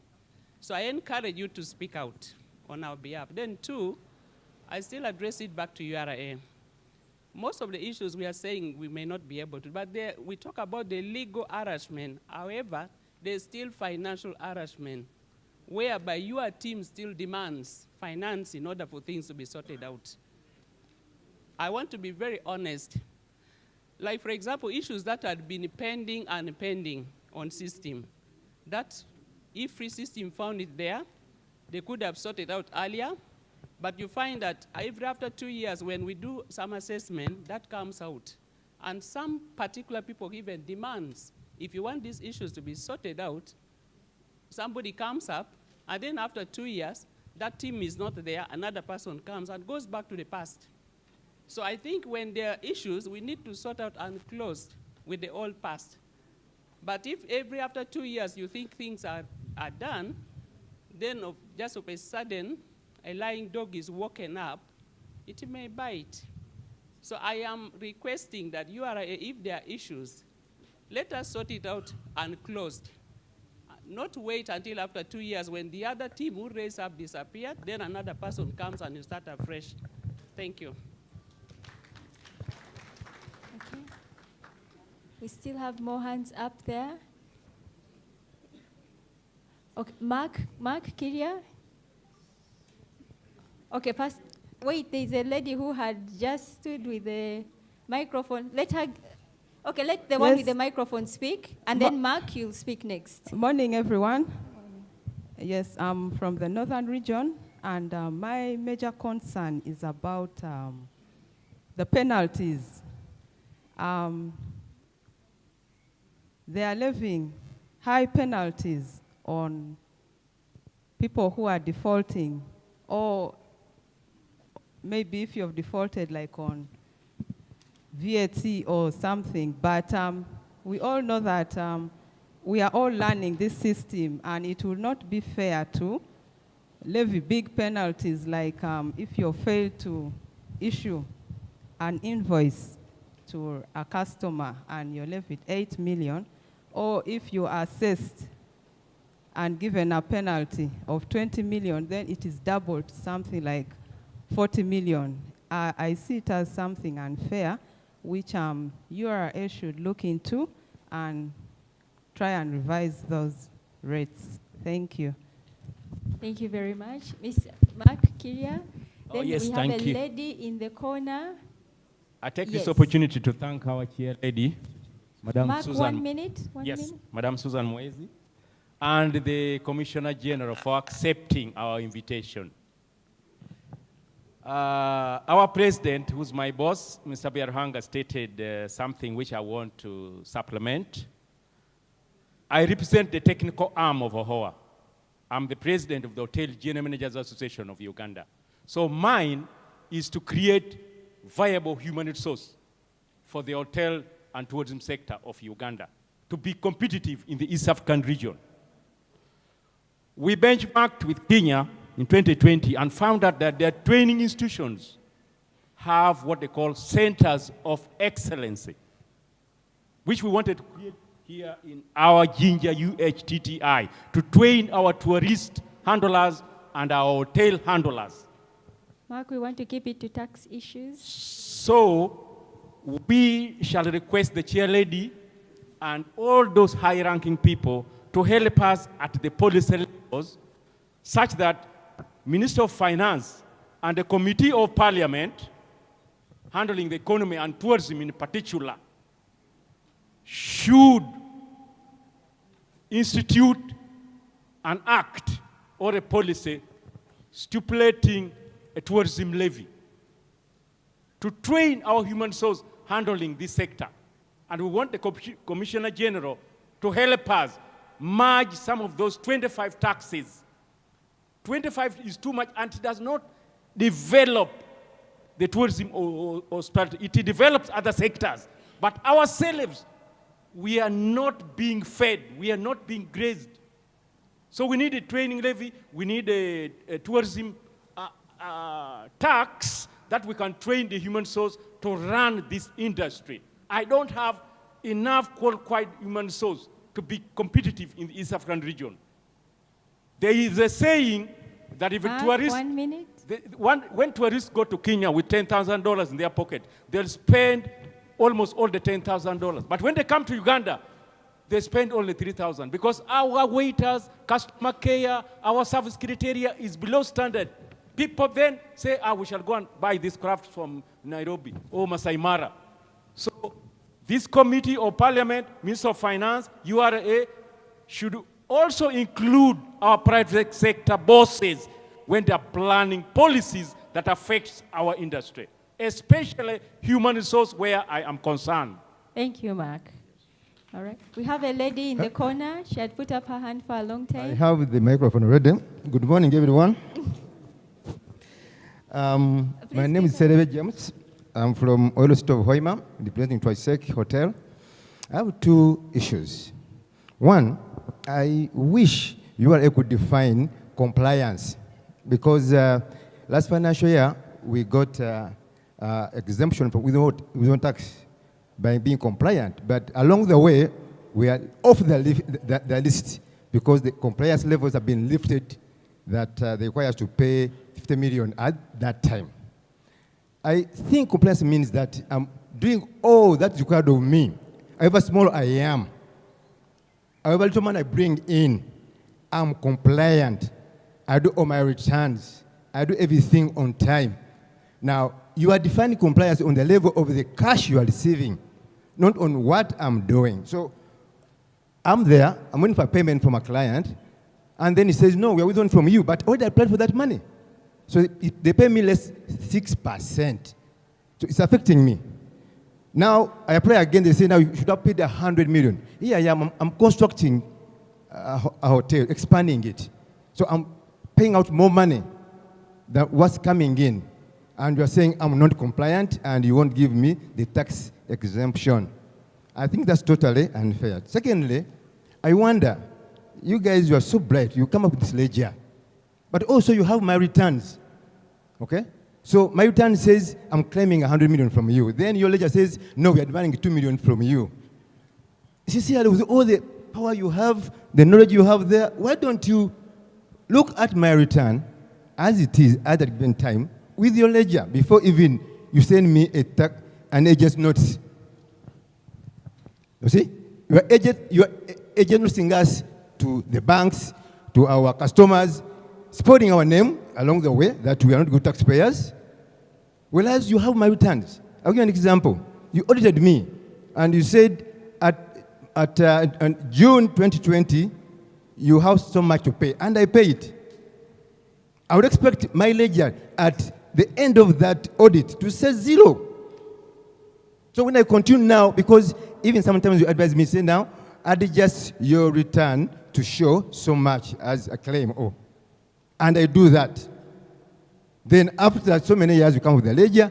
I thought I'm clear, and you are telling me you owe us 50, 100 million. Whereas my VAT return is showing a claim. I'm expecting money from you, you're demanding money from me, and then you go and just notice me. Lastly, they talked about the credit notes, and you're taking so long to have these credit notes uploaded because there are some stocks already which I want to put back because of a wrong invoice being made, and I can't raise an invoice because you are taking your time to have that. And most of them you're even denying us. Okay, I know people are misusing it, but what criteria do you have for someone like me who's saying the truth to come to me? Because no one has come to us and say, like, look, we are refusing this credit note because of ABCD. We just see it, pending, rejected. Thank you. Thank you very much. Thank you so much. There's a lady. Good morning, everyone. Please don't hijack my microphone again, but we shall give everybody a chance to speak. Please, you have the floor. Okay, my question is about the forex gain and loss. when it is a forex gain, we are supposed to pay duty on that, the taxes. But when it is forex loss, it is disallowed. And the second question is about the wine. When we are buying wine, there are many taxes on that. So when this client, suppose if we are buying something from South Africa, so they are buying there the same wine for $5. When it comes here and we serve them for $10, our guests are not convinced. Thank you. Okay. Please put up your hands. Okay, I'm seeing more hands at the back. 1, 2, 3, 4. There are 4 hands at the back. 30 seconds for each person at the back. Thank you very much. My name is James Ariho, and I'm representing Bunyonyi Safaris. Mr. Commissioner, I have 2 issues. One is about the mindset of your officers. I don't know if it is part of the training, but they have it in their mind that to get tax from the taxpayer, you have to threaten them. And it affects us in 2 ways. One, I've had issues when you do reconciliation this year.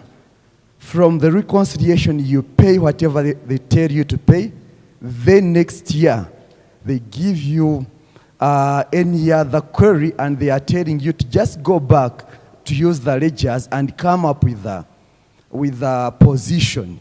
And we are asking ourselves, if I make a reconciliation with you and pay, and from then I've been consistently filing and paying my taxes, where is the issue coming from?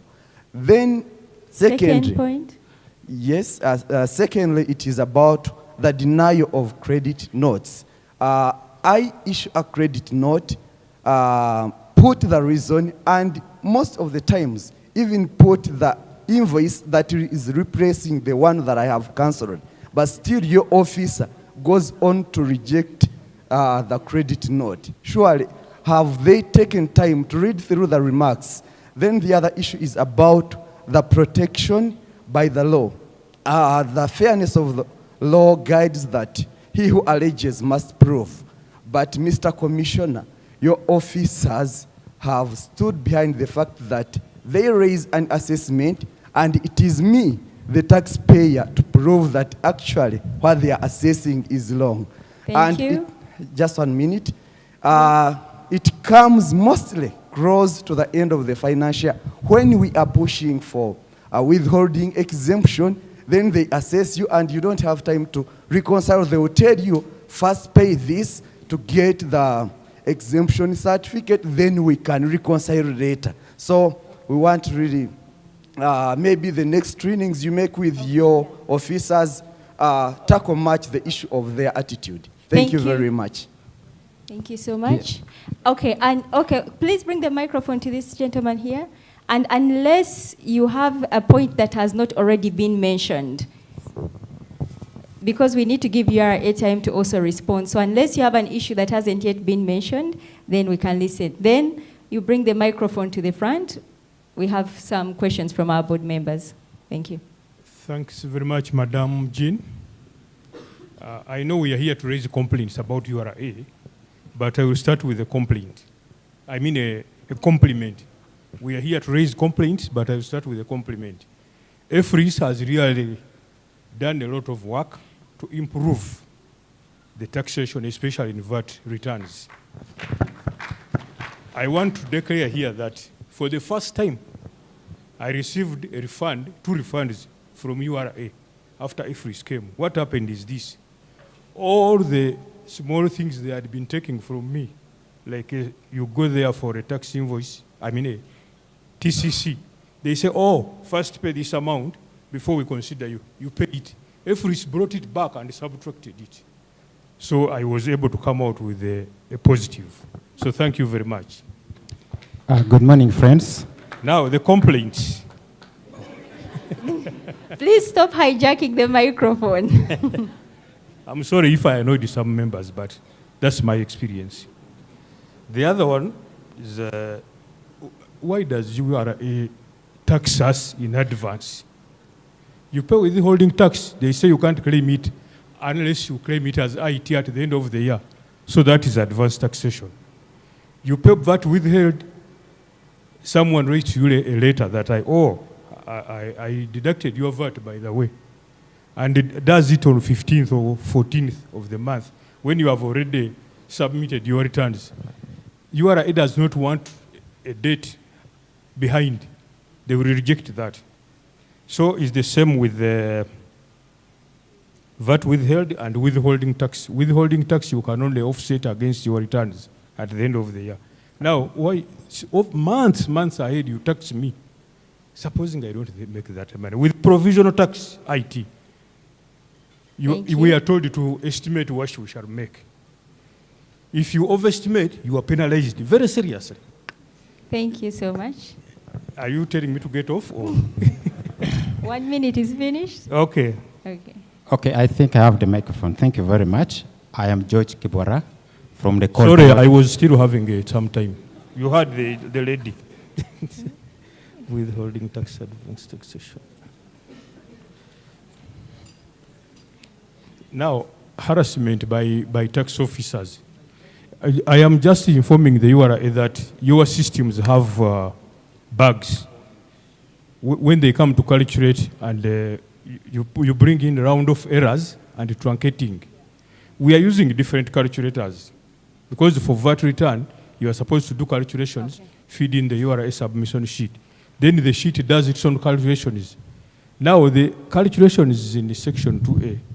When taken to, because you are supposed to feed it in section A. When you take it there, there is always a difference in decimal points, and the system will not accept your return until you correct that. What you have to do is to go back and find a way of adding it or deducting it from the tax you calculated. Okay, thank you, sir. Okay, madam, Thank you, let me keep the rest. Please, no. We need to be able to give you enough time to also respond. So I am just going to dictate about 4 extra questions, if you don't mind. There's a gentleman out there whose hand has been up. We skipped him. Please don't hijack the microphone. Please, I kindly request. There's a gentleman out there. His hand has been up. Then we'll come to the lady here. And then, yes. Okay. Bring the microphone. I am here. No, please. Oh. Please, I kindly request. Okay. Sorry. Kindly request. Thank you so much. Apologies from Kolping Hotels. Thank you. Thank you very much. I'm Herbert. We are going to give you an opportunity to speak. It's not a no. It's just that there are some people whose hands had been up longer that we want to be fair in the distribution of the microphone. Yes. Yeah, I'm Herbert, owners of Source Garden Hotel. Source Garden Hotel, not Source of the Nile, but Source Garden Hotel. Because there are 2 hotels, Source of the Nile and Source Garden Hotel. One is, me I have requests. Actually, there are 3. And they all go to the management of hotel owners. I want to know when Ugandan hotel owners are considered investors, whereby foreign owners are investors, and they are entitled to some things that I might mention. Now, as a Ugandan hotel owner, I would request you people to add some items on the list of exemption. 1, one executive car, which is to the hotel owner. 2, I would request you people to put public address system or music system. Very key. 3, I would request you to add these cameras here, because there is no way you can promote tourism when you don't have a camera. There is no way you can take visitors to a national park when you have not even no camera. Sincerely, let them be labeled but be given to the visitors, or either for free or we can earn something. Thank you so much. Thank you very much. Thank you. All right, there's a lady. Thank you. My name is Anita from the Best Western Garden Hotel in Entebbe. I had 2 issues. One is about the charges on hotel amenities. when you're importing them, especially from UNBS. When you have items above the value of 2,000 USD, you're subjected to inspection fees and a surcharge of 15% of CIF value. That tax, in addition to all the other 25 taxes that have been mentioned by one of the speakers, is really, it leaves the hotel owners without any profit. And in addition to that, we have the issue of franchisee fees. Personally for the hotel, we have to pay a fee to our franchisor, which is subjected to VAT of 18%, withholding tax of 15%, or 10%, depending on the country of origin. Then you have another VAT of 18% and withholding tax on the online marketing, which you do for the hotel to get guests. Then you have another VAT, 18%, and withholding tax, 15%, for the property management software license. Then you also have the online travel agents commission, such as Booking.com and Expedia, another VAT of 18% and withholding tax 15%. I am just re-echoing the request from previous speakers that the taxes on the hoteliers are very, very many, and some of these can actually be compounded or exempted. Thank you. Thank you so much. Please give the microphone to Mr. Byamukama, and then Mr. Andrew Atim, and Mr. Ojambo also. Thank you. Good afternoon, ladies and gentlemen. My name is Boniface Byamukama. I'm the chairperson or chairman of Hotel Owners Association. Commissioner General, I'm happy to see you once again. It was my boss once some time back. I'm happy to see you. Ladies and gentlemen, I've been in this sector for 25 years, and I want to bring you back that we need to think as Ugandans, as we pay tax. I'm happy the CEO of Uganda Tourism Board is here. Welcome for this meeting. We go on the international scene to market Uganda as a tourism destination. We can't hear you, Mr. Byamukama. We go to international market to market Uganda as a tourism destination, without a doubt. And we are in the tourism sector. As we stand now, Uganda receives 0.0009 of the international arrivals into Uganda. So we are on the bottom list as a favorable tourism destination. If we increase taxes, it means our packages are more expensive for the consumers to buy, and we get zero at the end of the day. My submission on this matter, we need to have a tax review of the tourism sector. If the government decided to make tourism as a priority sector under UNDP 3, so I think Mr. Cephas, you mentioned this.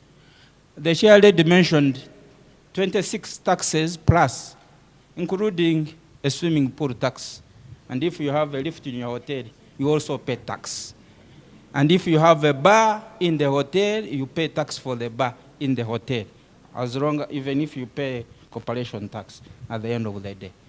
I hope the representative from Ministry of Finance is here, and I will recommend that this tax review on this tourism sector should start now so that we see some light at the end of the tunnel in the next financial year. Because having all these taxes being paid by one individual at the end of the day, there is no business you can do, unless you people are doing magic in the business. The tax review policy must be holistic. We look at both domestic or local government tax and other taxes, including VAT and withholding tax.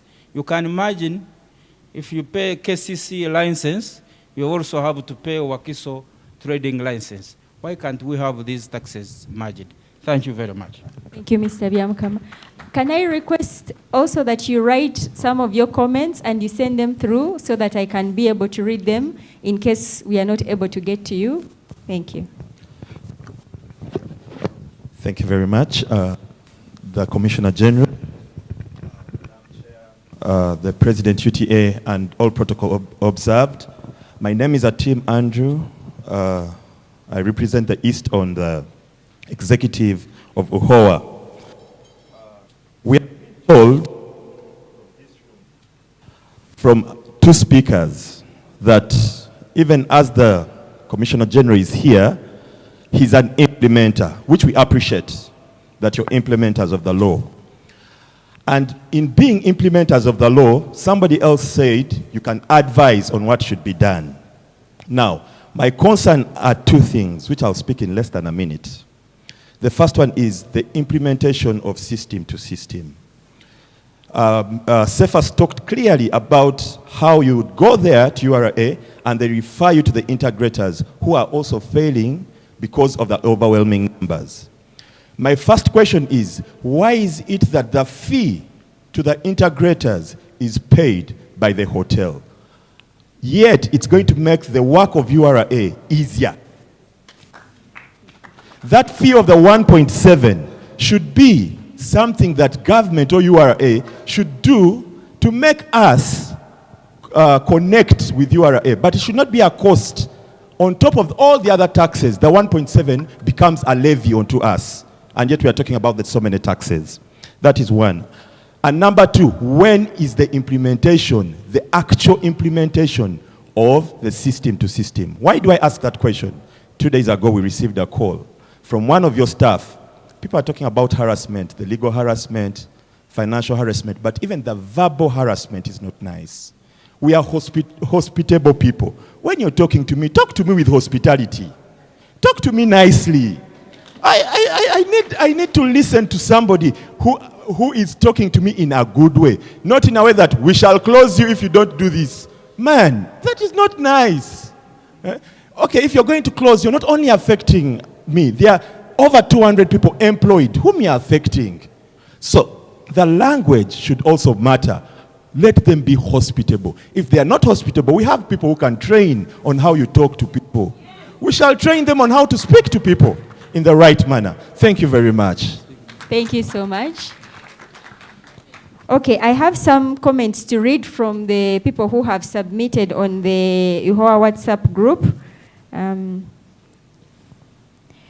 Okay, Mr. Commissioner General, somebody says, many times after raising the invoice, we may have to issue credit note to change the name or other details on the invoice. However, when we issue credit note, it goes back to URA officer to approve and the intentionally delay or reject without asking for any clarification. So who do we run to get this approved? Then tax clearance certificate. Even after paying the taxes to URA on time, URA ledgers keep attracting the interest, and that results into outstanding liability. URA officers usually reject the credit note even if outstanding is for the month where the return is filed or is less than 1 million shillings. VAT on imported services. All hotels in Uganda are getting business through international online applications which charges commissions to the hotels.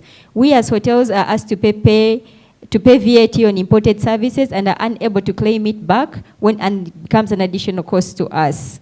Then local hotel tax and reimbursement. Local hotel tax or any other reimbursement like payment difference is not income for hotels. However, IFRIS considers it as exempt sales, which is likely to bring reconciliation issues, and officers are just issuing the assessment without understanding the transactions. Hence, we request you to please consider some amendment in the IFRIS system. Okay, I think we are going to hand it over to RA, but there was a gentleman here whose hand has been up, and the gentleman from Kolping, who we promised to get back to. Yes. Thank you very much. My name is Anderson, and I only have one point. But this point, I think, is very important for all of us. I would like to remind the Commissioner and from the Finance Ministry that economic growth needs a very wide thinking. If you look at the hotel industry, the ministry and URA does not appreciate the role the hotel industry plays in economic growth of the country called Uganda. Our chairperson talked about the number of employees we employ in this industry comparatively with agriculture. So these two industries are number 1 and 2. But then they depend on each other. Hotel industry depends on agriculture. For the hotel to survive, agriculture must be sustained. But again, if I go back to the taxes now, if URA in their collection, everything about them is punitive. Now, how is the hotel going to support agriculture? We saw the example when we had COVID. All our matoke were rotting. Some were being sold, a whole bunch, at 3,000. 3,000, Bwana Commissioner. A whole matoke, which normally sells as 30. Why? Because the hotels were all closed. Now, that should inform all of us and the Ministry of Finance that basically agriculture grows because of the hotel industry. Thank you, Anderson. Now, finally, for us as organization, we deal with UN agencies who pay after 3 to 6 months. Surely, Bwana Commissioner, when I generate my invoices, you can see this, for example, is IOM or International Rescue Committee. And you give them the mandate to withhold 6% VAT and then the normal 6%. Now, these guys are going to pay me after 6 months.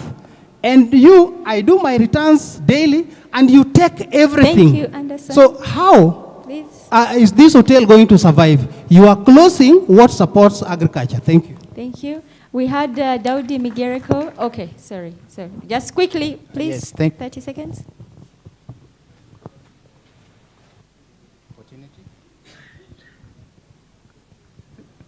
Yeah, thanks a lot for giving me this opportunity. I have to apologize once again. My issue is, normally we receive people from URA who are purported to be collection agencies. These people, I would say they are very merciless. Personally, on the 26th of July, I was pulled out of a workshop whereby we had stakeholders who wanted to support us to progress with our business. Now, when we struggled with them and finally we paid some money to them, they came back immediately and said, we need you to pay our collection cost immediately before we leave this place. This is the kind of harassment we are talking about. And it is too much for us. So I would like to know, who is supposed to pay this collection costs if somebody is sent by URA to collect on his behalf? Is it me, the hotel, or the person who has contracted to collection agencies? Thank you very much. All right, okay, we have 2 more questions here. Then everybody else, please write me the questions. And we also have people outside who we haven't been able to see. But let's have a question for Mr. Jamil and Mr. Daudi Migereko. Then we give URA a chance to engage us. And then in case there are any other issues after that, we can come back. Thank you, Jean. Good morning, everybody. My name is Jamil Muanga. I represent BMK Group as BMK House and Hotel Africana Moroto, the newly opened one. First and foremost, I want to thank the Secretariat for this arrangement. Thank you so much. But I would love to echo, and I to echo again what Mama Miria said, that at least I think we need a consortium on this.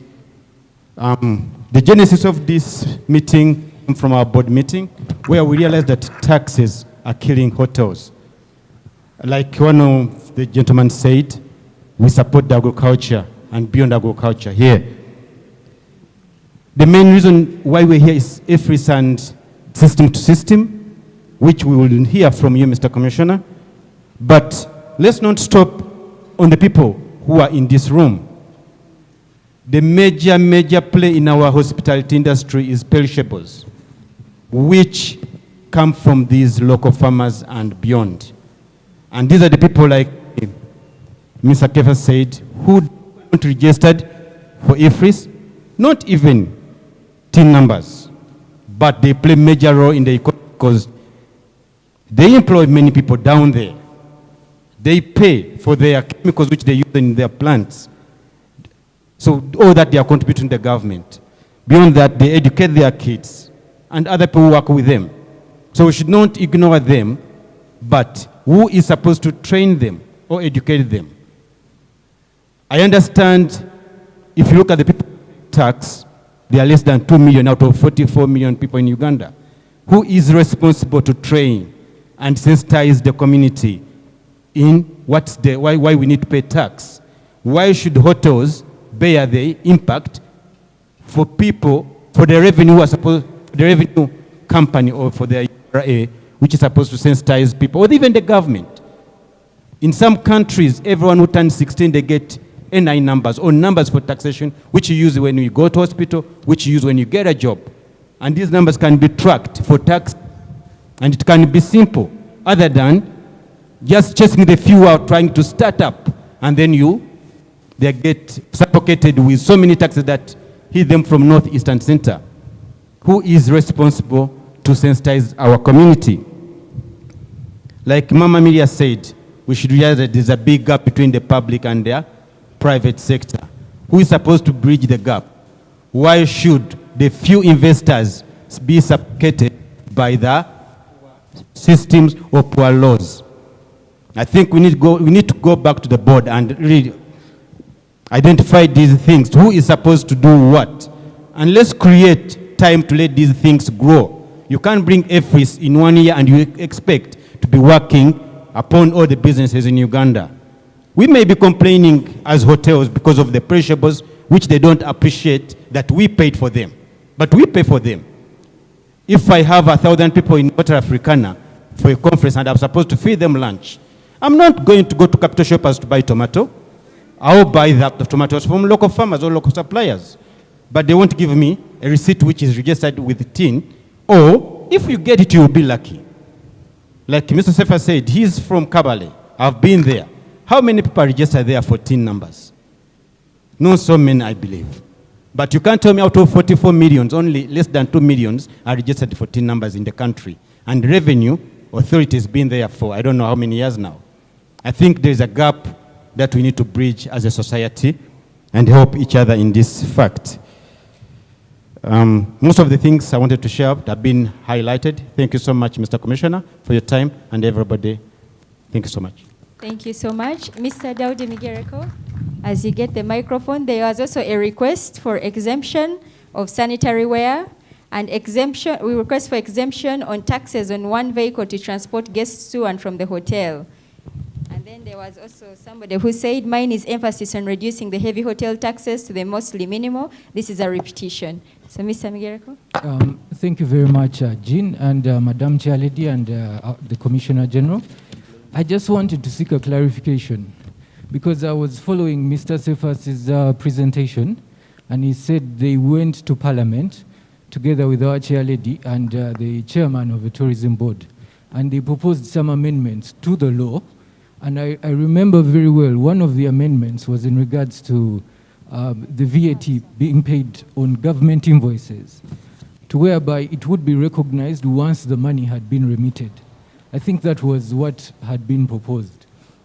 And then Mr. Sefas today mentioned to us that when these proposals went to the floor, they were never debated. So we would want to seek clarification. Was this passed? Because when my brother Solomon was talking, he mentioned that this was actually changed. So we want to know from URA whether this was actually changed or not, because we don't want to be caught up on the wrong side of the law. The other thing I wanted to put into context or into perspective is in regards to the to IFRIS.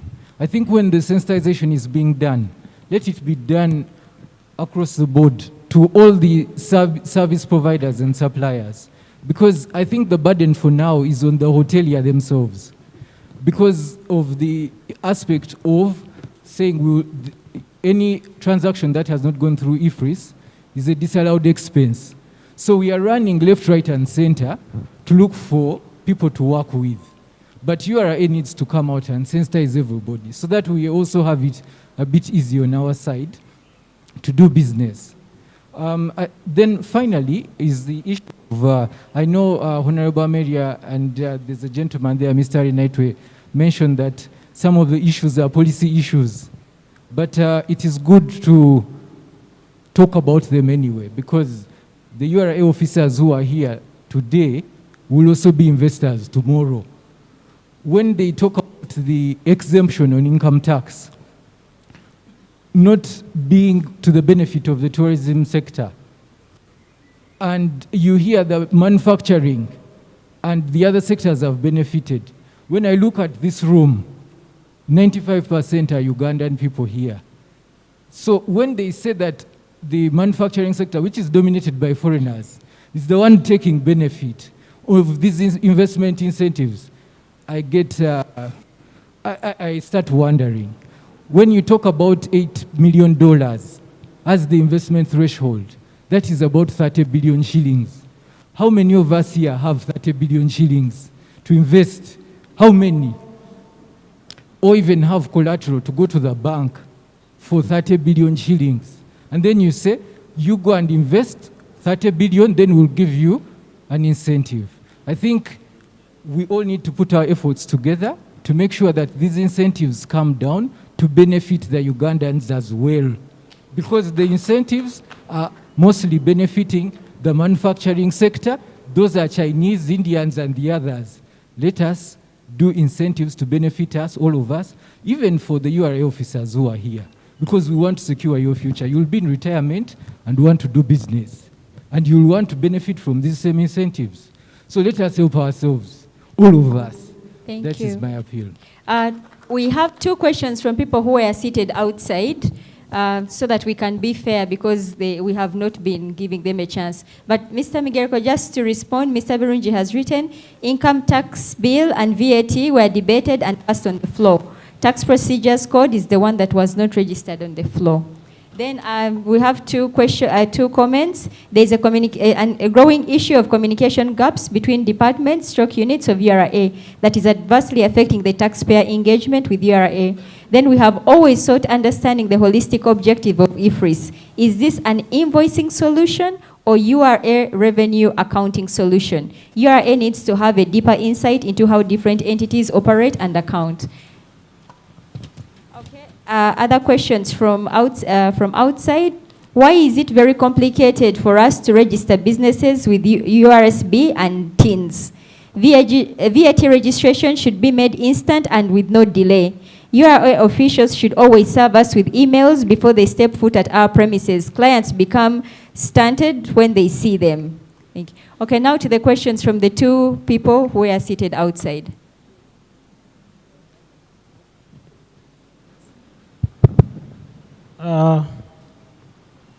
Nabaramutsa mwena na nishauri kumanya uruzungu agirikiya ukuyanyamba kuko atinkurumanya. I can interpret. Yeah, amazina nikepa kafranka kuruga mutukora haboda ya Tanzania Uganda. Kama hotel RKF. Harwe ikintu kimwe cyana cyanshobeye ikintu cya system nkuyagamba ushi system abuho gukanta mumanya nshobora kutwagamba tsindika tebegenda takwenda no kureba mbona ninshaba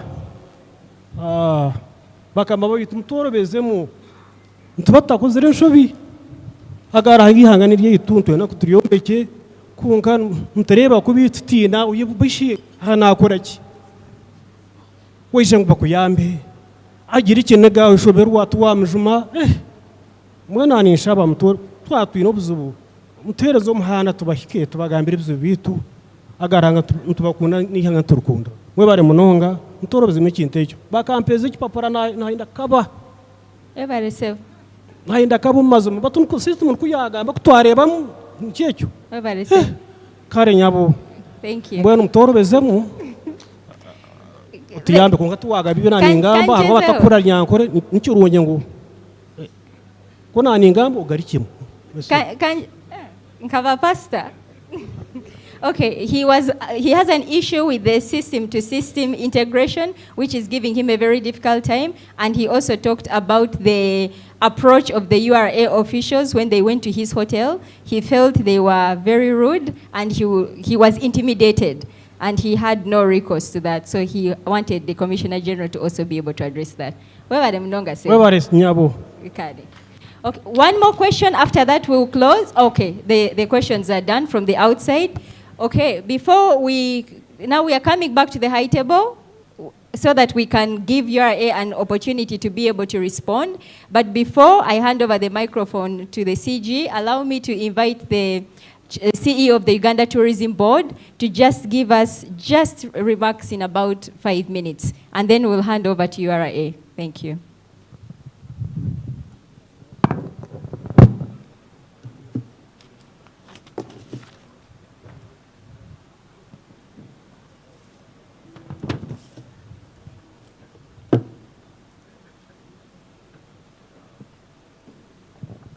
Thank you very much, Jean. The Commissioner General, the Chair Lady of Uhoa, the UTA President, my colleague and friend Cephas, distinguished ladies and gentlemen.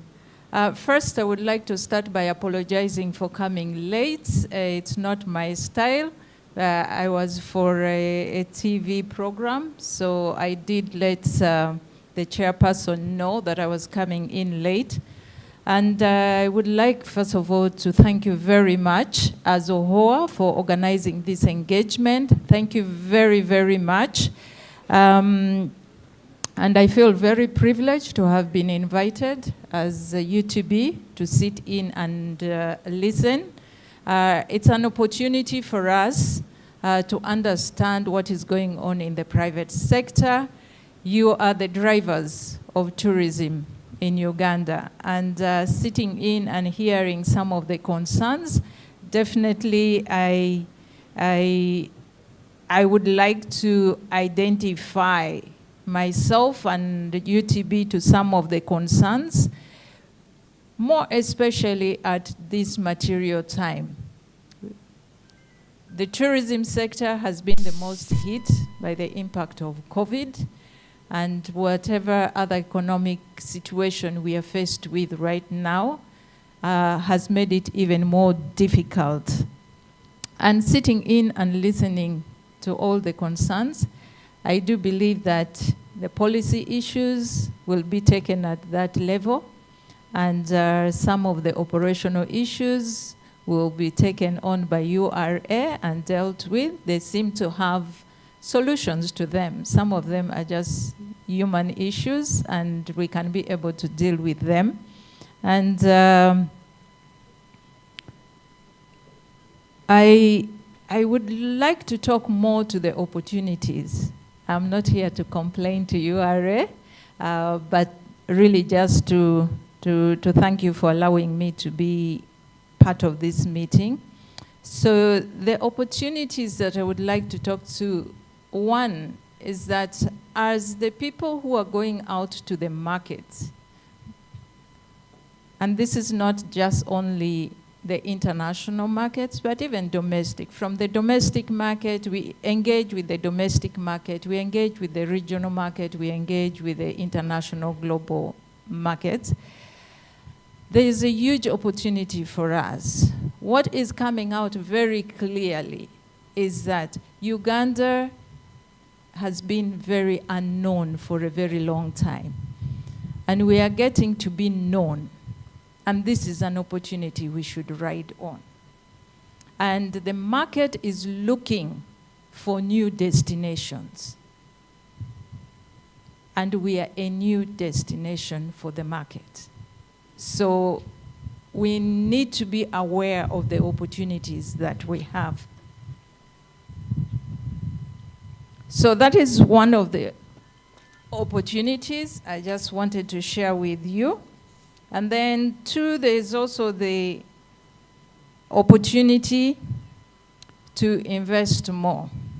Yes, we have statistics of roughly how many accommodation facilities we have in this country. In the recent past, we have actually felt overwhelmed when we get big number of visitors coming into this country. A case in point was in 2019, when we had a load full of passenger in one of the aircrafts from Tel Aviv to Entebbe, 250 tourists. In Entebbe, Kampala, we could easily accommodate them. But taking them outside the city was a problem because of accommodation limitation. So we had to split them into different groups to be able to move around the country. So there is more opportunity for investment, and as we promote the country and market it better, as it gets to be known, we need more investment. You are the investors in this room, and we call upon you to continue investing more in tourism. As you make the investment as well, we need to understand what the market is demanding for. One of the key things I would like to inform us about, and specifically to you as the investors in accommodation facility or in tourism generally, the market is looking for sustainability operations or products. We need to be cognizant of this need, because if we are going to be able to attract the visitors to come here to consume your products and your services, you need to be able to offer what the market is looking for. We are, besides marketing Uganda for leisure tourism, we are also getting to position Uganda for business tourism. We are trying to position Uganda for MICE, meeting, incentive, conferences, and events. And if you remember from the media communication, in 2018, we established the Uganda Convention Bureau, and we started pushing Uganda for business tourism, and that helped us in 2018 to actually host more international meetings and conferences, which moved us from whatever position we're in, completely unknown, to be the 10th best destination for MICE in Africa. 2019, we did even more, and we moved up to the position of being the 6th best MICE destination in Africa. So this is another opportunity. And as the investors and hotel owners, we need more meeting rooms. We need the equipment for meetings. Commissioner General, this is something that I was part of the team that was in Parliament pushing for this. We need to understand and position ourselves accordingly. And a couple of two other things before I finish is just basically to look at the opportunity of working with you directly as Uganda Tourism Board. Thanks for all of you who are here, who are members of Hotel Owners Association, but we also have others out there who are not yet members of this association. Being a member of this association makes it easier for us, also as a government agency, to be able to understand what your needs are and respond to them accordingly. It would have been more difficult, you know, to have all of you in this room this morning and have the Commissioner General be here to listen to your complaints if it wasn't through the association. And as we reach out to the rest to join the associations, of course, we take recognition of the umbrella association as well, because we have the other players, the tour operators, the guides, and so on. Just to remind us that there is also the legal requirements for being licensed by Uganda Tourism Board, and then the opportunity for being graded and classified as the accommodation owners. We had because of COVID, we got interrupted and we didn't continue with the grading and classification activity. And it was just yesterday, the chairperson of Uhoa happens also to be my vice chairperson on the board of Uganda Tourism Board. And I can tell you that she always speaks for you. She always speaks for you. And we have always taken her guidance because we know that she's speaking for a number of other people behind her. She's an investor herself. She's a player in the private sector. We already wanted to start with this exercise earlier, but from her guidance, we had to suspend it for some time. But she felt also more comfortable yesterday when we had a board meeting and we discussed that it is time for those who are ready. We are not saying everyone should get graded now. Yeah? This is just a process to encourage all of us to provide quality service, better service, so that we can encourage more people to consume our services, whether domestically or internationally. So just to encourage all of us, for those who do not have, who are not yet registered with UTB, please do register, make appointment for us to inspect and get you licensed, and then we can also prepare you for the grading and classification. And finally, I take the point on the training, and I think it's a responsibility for all of us. It's not just for URA or Uganda Tourism Board or Uhoa, but all collectively, we need to look at skilling ourselves and the people that we work with so that we can be able to grow the tourism sector in Uganda. Thank you so much for giving me this opportunity. Thank you so much, Madam Lilia Jarova, who is the CEO of the Uganda Tourism Board. As protocol guides, please allow me to invite our chairperson, who will then invite the Commissioner General to come and address us.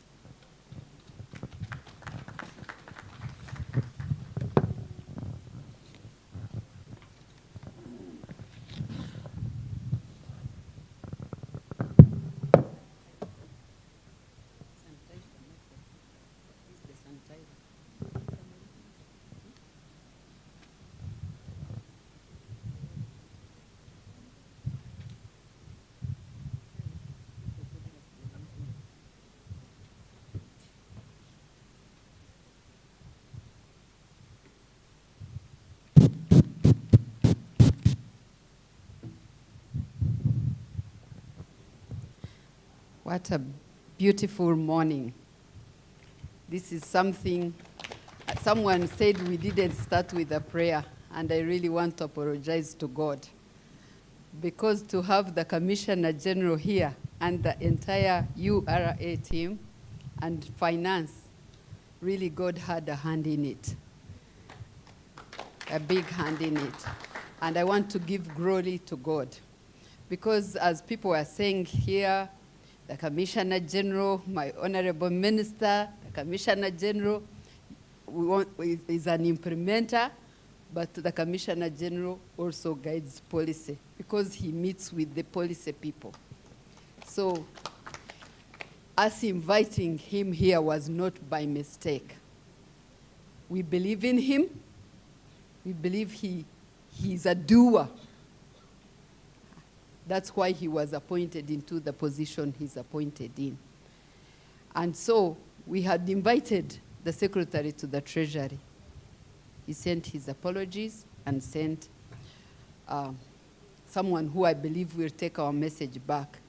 We like going through the process. Because we are investors, we don't panic. We like going through the process. One time, the Honorable Minister of Finance, when we went to Parliament, said, you jumped to the queue and you went to report us to Parliament. So when we were making these invitations, I actually told Jean, maybe we invite the chairman of the Parliamentary Committee of Economics and Finance. But I just wanted the guest of honor as the Commissioner General, the implementer. So, and when I was discussing with him, he said, you actually did your research. The things you've asked are really important. So we as hoteliers, We have faith in you, Commissioner General. A lot of faith in you and URA, that you will implement, but you will also be on our side as one of the hoteliers, Mr. Barnabas Taremwa. We invited you so that you're on our side. So without much ado, it's my greatest honor to invite the Commissioner General of URA, Mr. John Musinzi, to interact with us and to give his remarks. Thank you.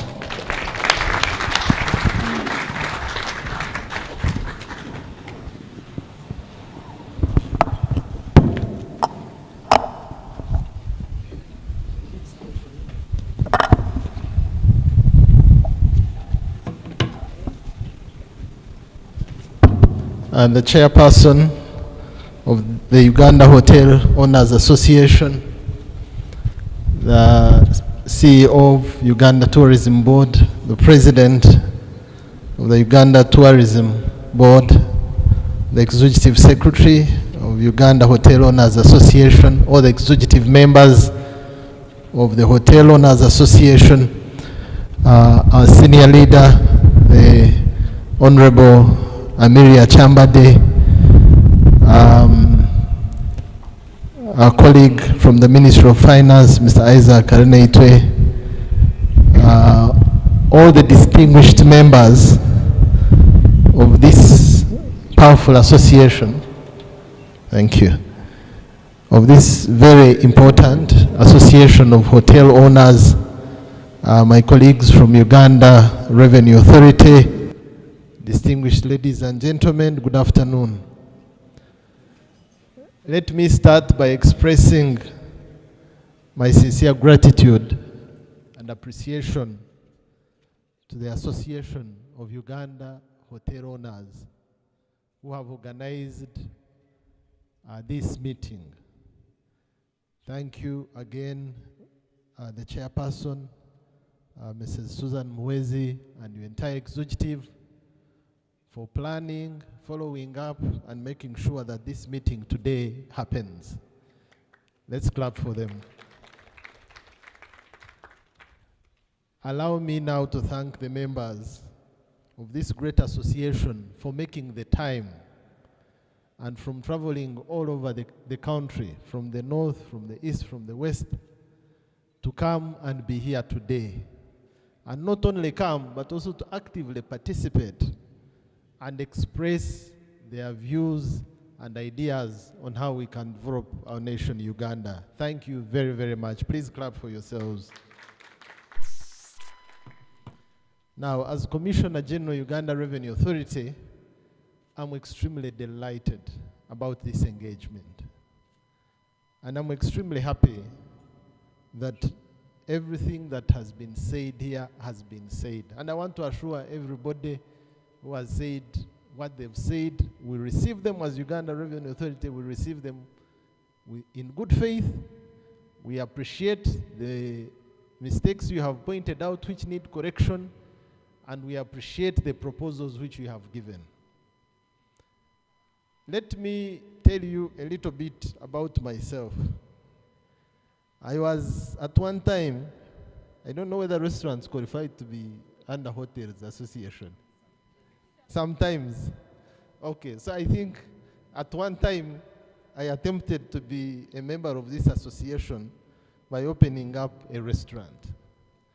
So as you are sharing the things of buying vegetables without invoices, waking up to go to Nakasero market at 4 a.m. to buy from the farmers, those who are operating it here in Kampala, I'm very, very conversant of that kind of challenge. Making returns for VAT every 15th, whether you have the money or you don't, it is a statutory obligation. So I have lived that life, and I want to appreciate the pains you go through. I spent about 12 years in the private sector, and I tried a number of businesses, and one of those that I tried was running a restaurant. So I kind of know what it takes.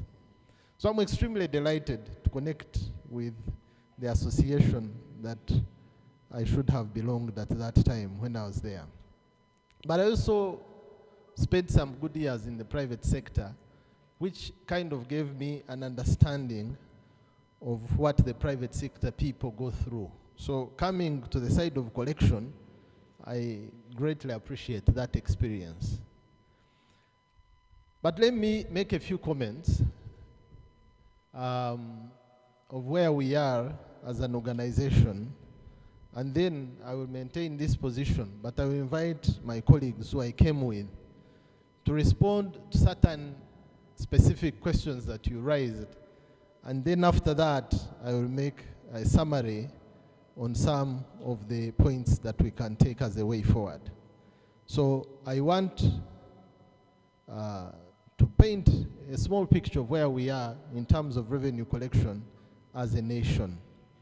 Today, as we speak, in this financial year, we are working towards collecting domestic revenues of 25.5 trillion shillings. This is a contribution to a national budget of 48.3 trillion shillings. In terms of percentage, we will only have contributed 52% if we achieve our target. So as a nation, however much we may struggle to collect taxes, we are only contributing about 50% of our national needs. And therefore, the remaining gap has to be filled either by debt or by grants which are diminishing by the day. The next parameter that talks about where we are as a nation is the tax to GDP ratio. As at last year, we were 12.9, not even 13. And I think there are estimates which point that we have improved a bit to about 13.5, but this will be confirmed. Now, for any nation really to make serious development, we need to be collecting somewhere above 20% of our GDP as tax. And as Uganda Revenue Authority, together with our parent ministry, the Ministry of Finance, we are working hard and putting in place measures that can help us improve our tax to GDP ratio to at least about 18% in the medium term, in the next 3 to 4 years. And we believe this is something that we can do, but we need national consensus around this point. We need the support of everybody. We need people to pay willingly, knowing that they are working towards developing their country. And we cannot achieve this kind of progress when we are going through the current experiences that have been shared.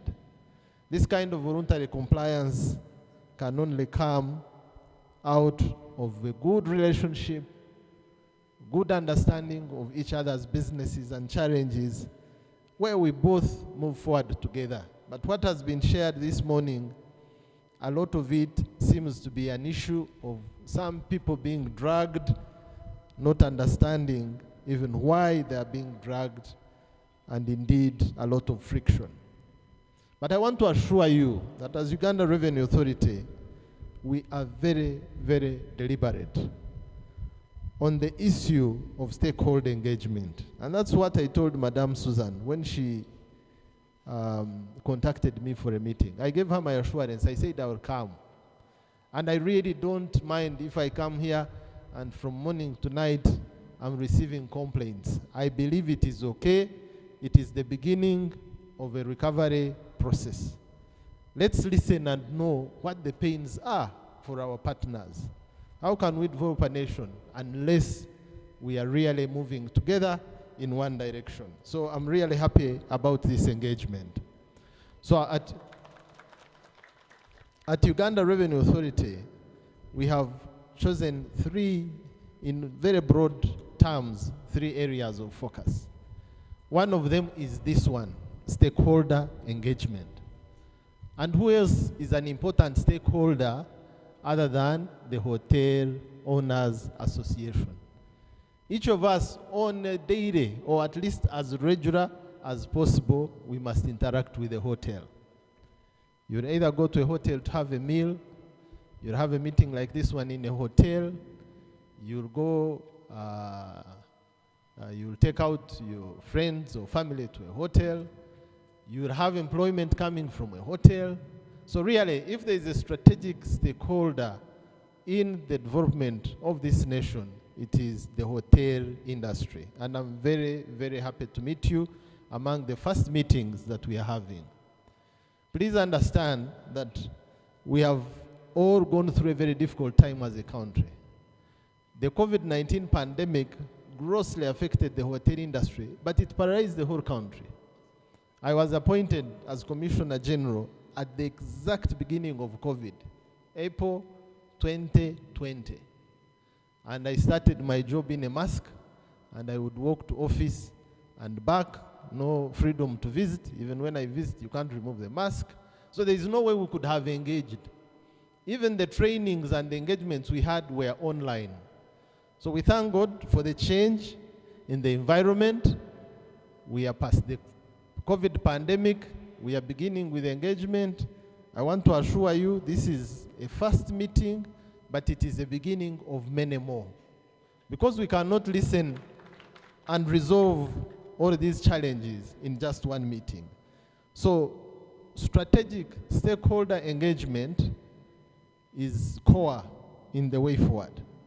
This will include tax education, the things we've been talking about.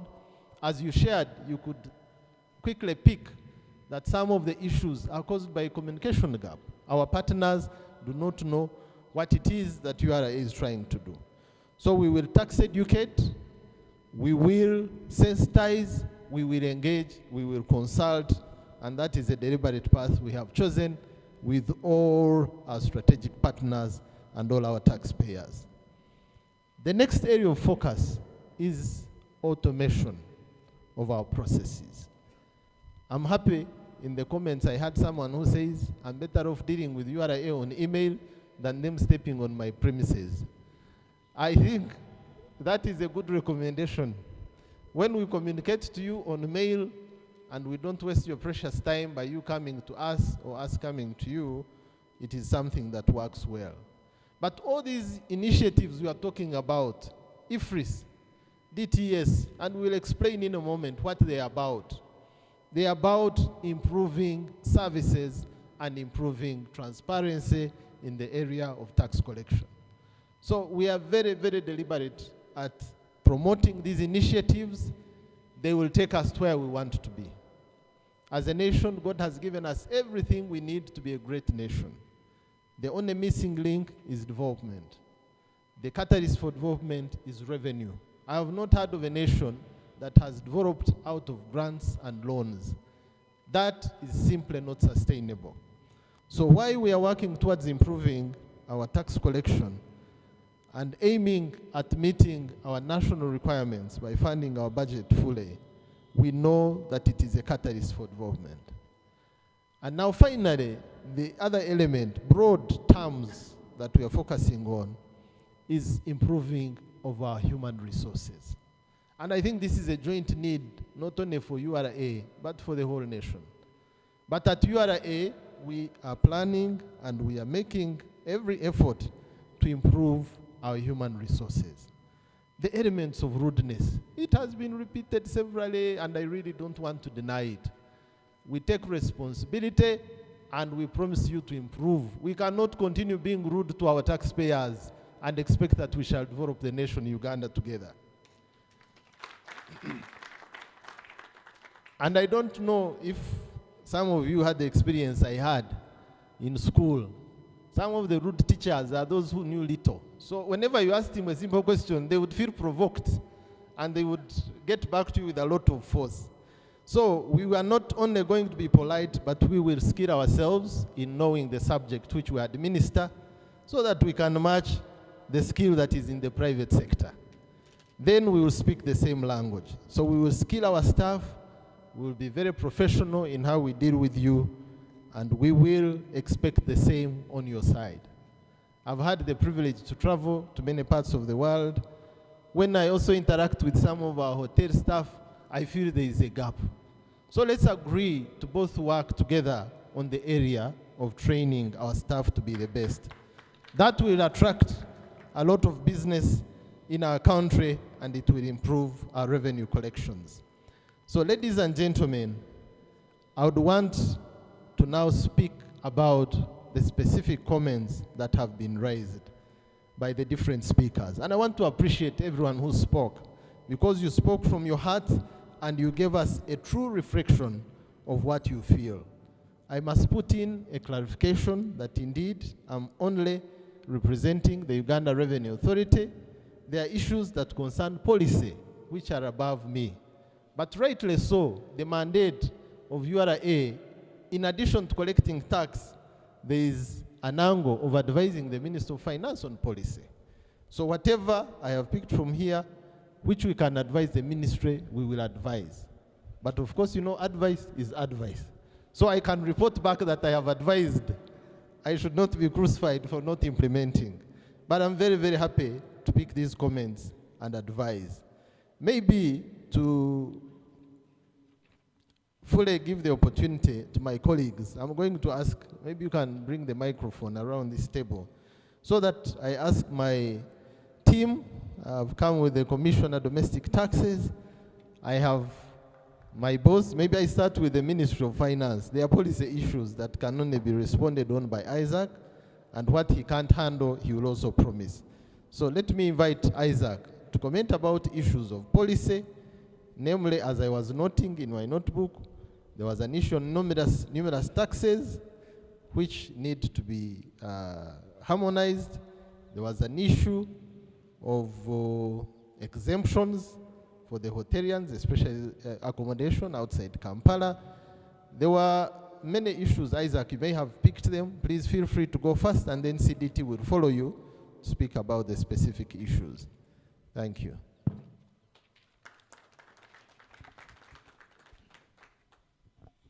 Thank you very much, CG. The chairperson, Uganda Hotel Owners Association, the ED or Chief Executive Officer, Uganda Tourism Board, distinguished guests, ladies and gentlemen. My name is Isaac Areneitwe. I'm a senior economist in Tax Policy Department, Ministry of Finance, Planning and Economic Development. Now, first and foremost, I would like to deliver PSST's apologies.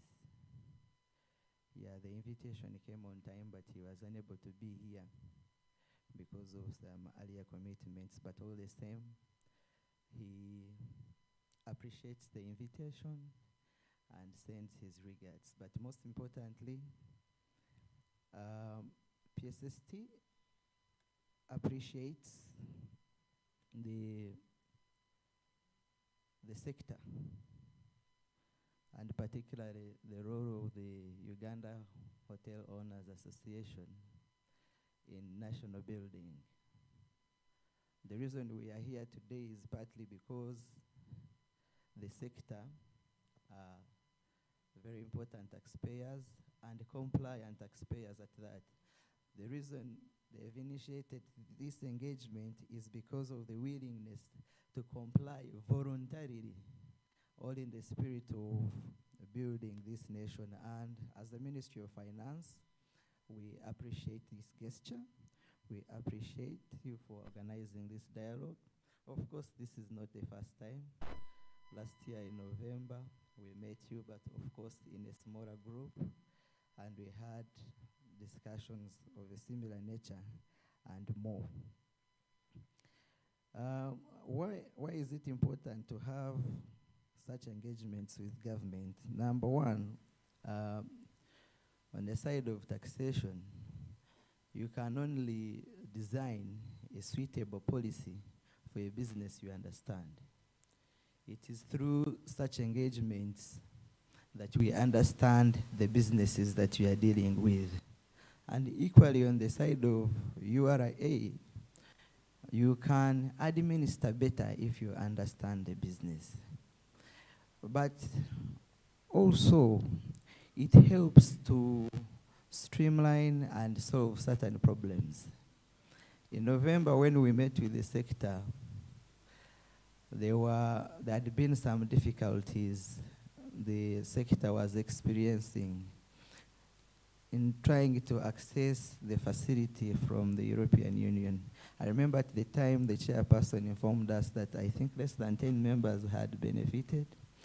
But we took back feedback and processes have been improved. We are not there yet, but I'm happy to know that 47 members have now been able to access the facility.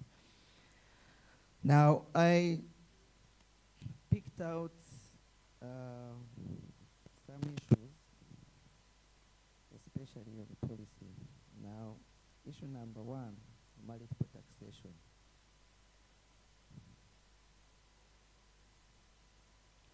I think there is poor coordination around government, and that's what's causing this. We understand that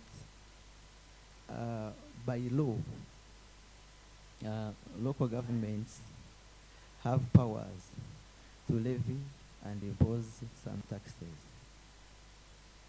Similarly, the central government imposes and levies some taxes. So when I heard the members mentioning the taxes applicable to the sector, yes, there are quite a number, but I realized that some are being imposed by central government, Ministry of Finance, and others are by local government. So what should we do as government?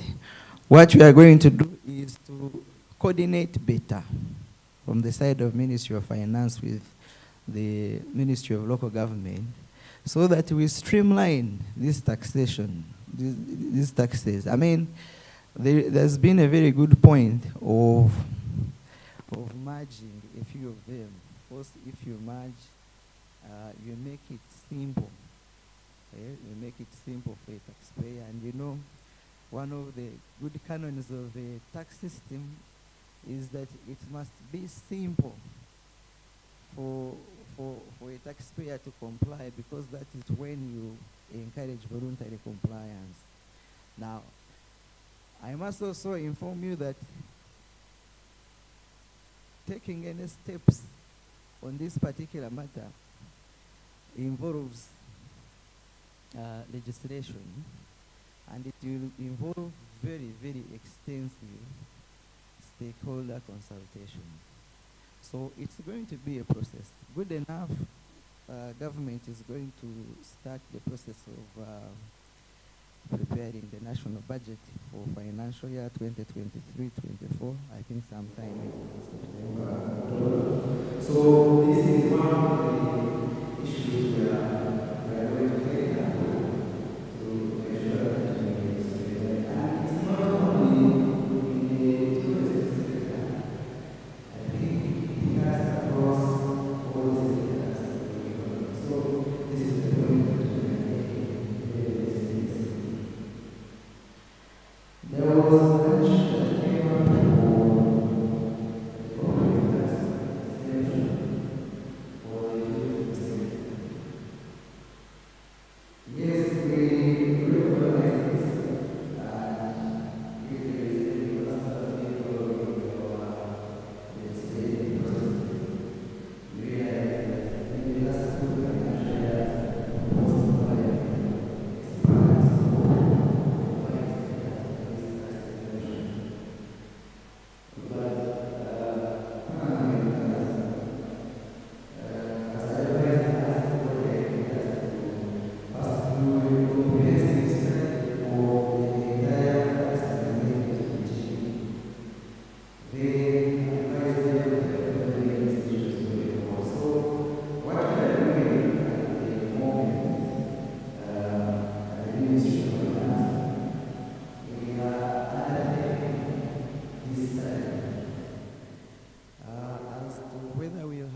comprehensively covered everything you need to cover in time, and then that's another issue altogether, but work is ongoing on this front. So when The report is ready.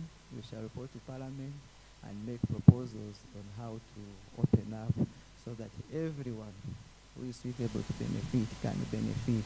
Now, similarly on exemptions, I had some members mention that there is undue preference granted to foreigners at the expense of our local citizens. I'd like to inform you that this is not true. Okay? This is not true because even when you look at our tax laws where we've been able to grant exemptions for certain sectors, we've actually given a preference to local investors by giving very low thresholds for qualification for local investors for the purposes of benefiting from these tax incentives. So it is not true that we give preference to foreign investors over local investors. But all the same, to address these concerns, the government, working with URA, we've developed what we call a tax expenditures governance framework. So under this tax expenditures governance framework, we intend to review all tax exemptions, and then we will review the way these tax exemptions are granted. The main idea is to promote transparency in these processes. When that work is ready, the reports will be made public. Now there, let me see.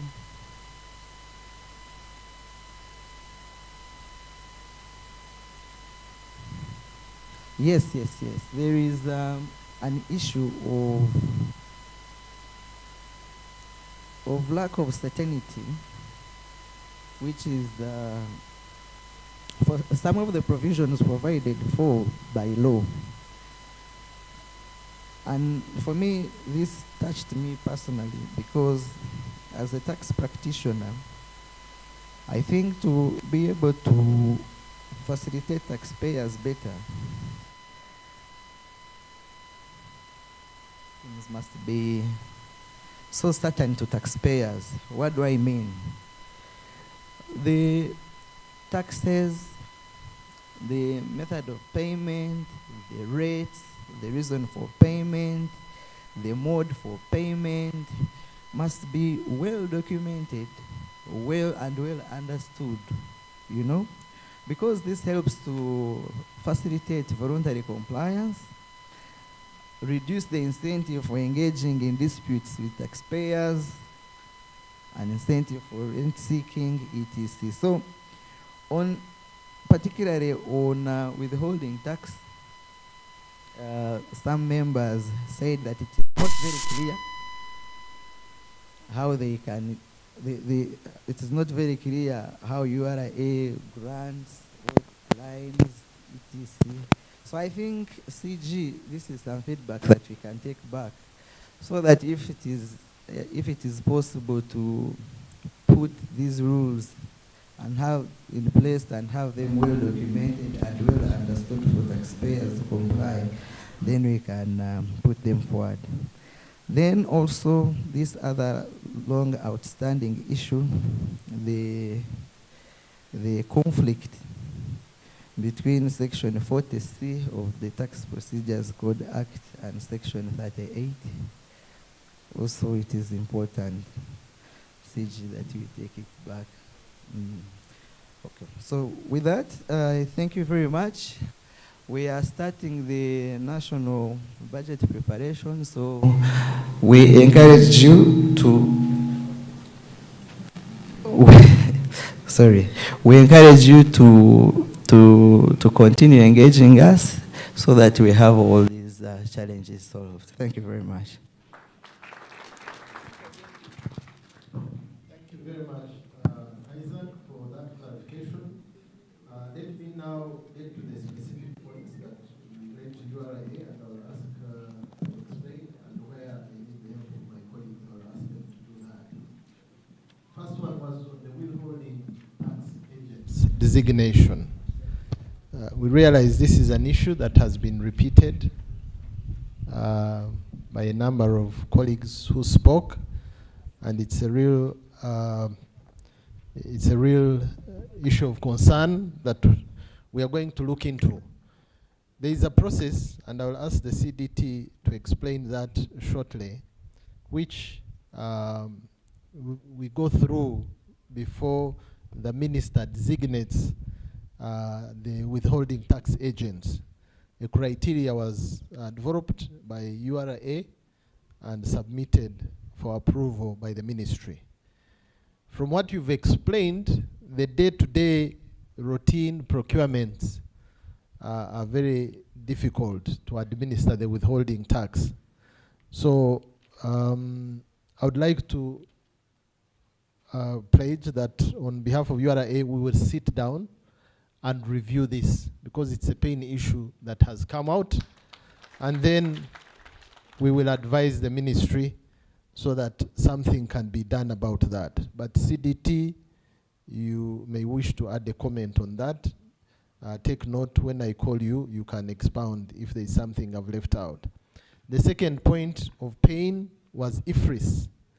IFRIS was explained, and let me take this opportunity to explain a little about IFRIS. My commissioner IT can make some addition. IFRIS in full is electronic fiscal receipting and invoicing solution. So it is an invoicing receipting solution made for the benefit of the taxpayer and the tax administration. It is not a URA tax collecting system like e-tax. No, this is something that you deploy for the benefit of your business, but also for transparency on the side of tax. This IFRIS can be deployed through different ways. One of the ways is system-to-system integration. So system-to-system integration is not different from IFRIS. IFRIS is the technology. One of the ways of connecting to IFRIS is system-to-system integration. What does that mean? It means the business has an accounting or sales management system, and URA has its system. Now, what we do, we integrate our system with your system. It is real time, it is instant, and it is the most preferred way for every taxpayer who has an accounting or sales management system. Now, some may have standalone accounting or sales system. Some may have systems which are provided by some accounting software providers. Examples of systems like Tally, you have your provider who provides you Tally. Now, if you have such an accounting system provided by a third-party provider, those are the ones we call integrators. So we don't have to deal with you directly. We'll deal with your accounting package provider who will do the integration. And that is where the element of delays or these people being overwhelmed comes in, because you find one provider supplying 100. So when you call him to integrate for you, he says, I'm still busy and I'm coming.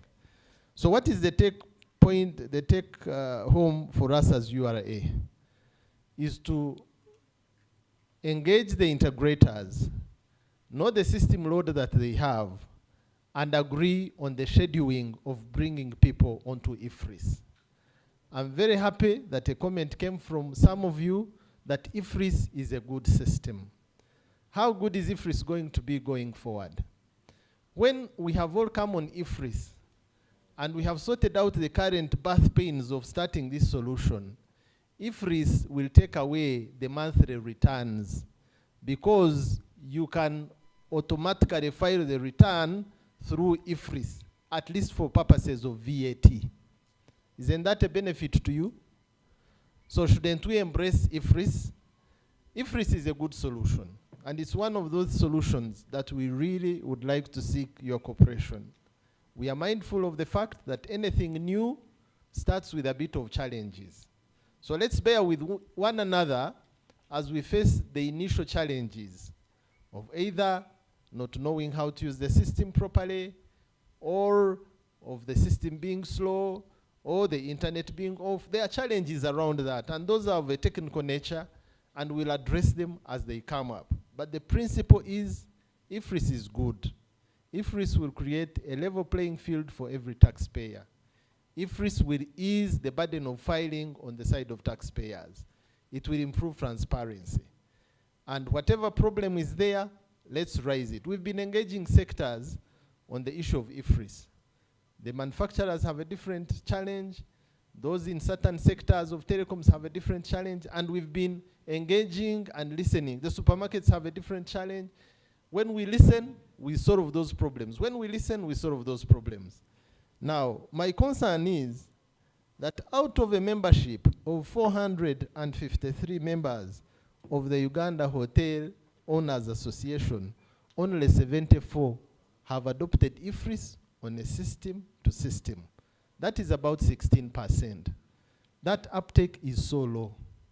We need to agree by the time we leave this meeting room that for everyone who really wants transparency, and URA not to assume certain taxes without a basis, we get on IFRIS. Because IFRIS will give us real-time data, and there will be no room for us to assume anything, because we'll be seeing yourselves on real-time basis. That is my comment about IFRIS. My commissioner IT is here. He's the man driving that integration process, the engagement with different stakeholders. He will add some comments on IFRIS for clarity where there is need. I agree with an issue that the training may not have been enough. I think during the lockdown, we engaged through training online. Can we now work out a program for training hotel owners associations, the actual people who manage these hotels? Maybe we organize regional trainings, we take it near, we make it physical one-on-one, and we train on IFRIS, because IFRIS will make us all benefit, and let's embrace it. That is my comment on IFRIS. The next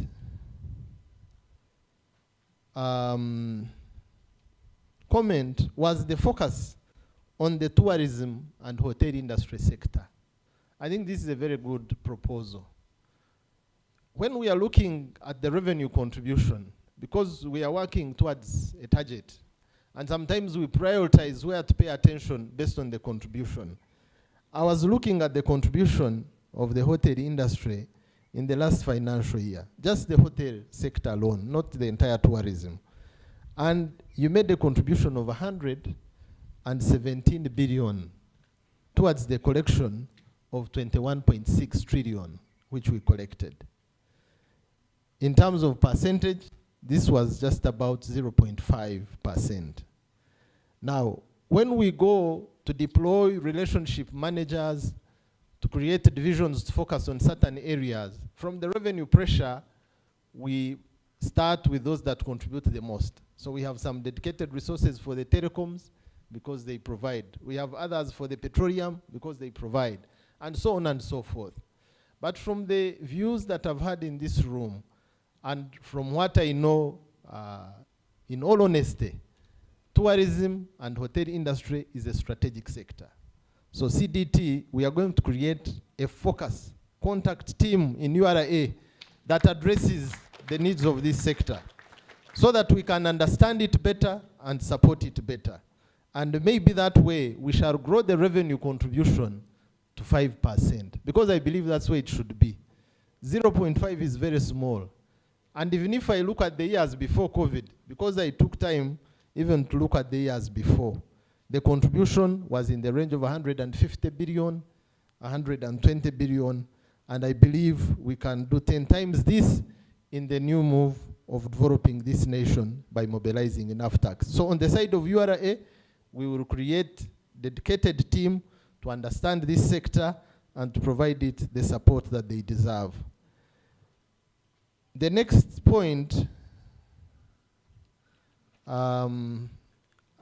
Isaac has explained the issue of tax incentives, and I think he clearly explained there's an information gap.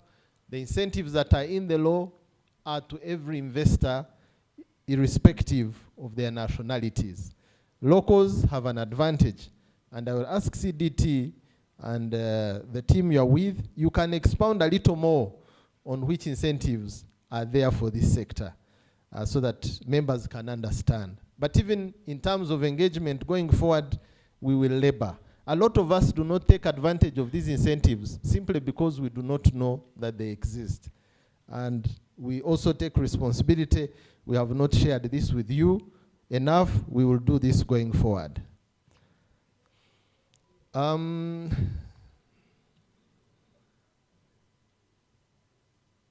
very important point that came through was the application of the law.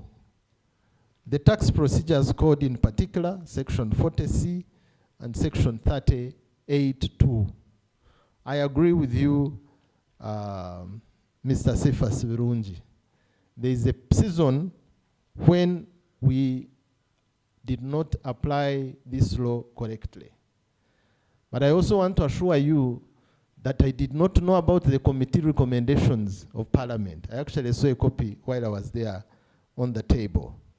But even before that, at URA, we had resolved to collect the misapplication of these laws by rectifying and reconciling ledgers of every taxpayer.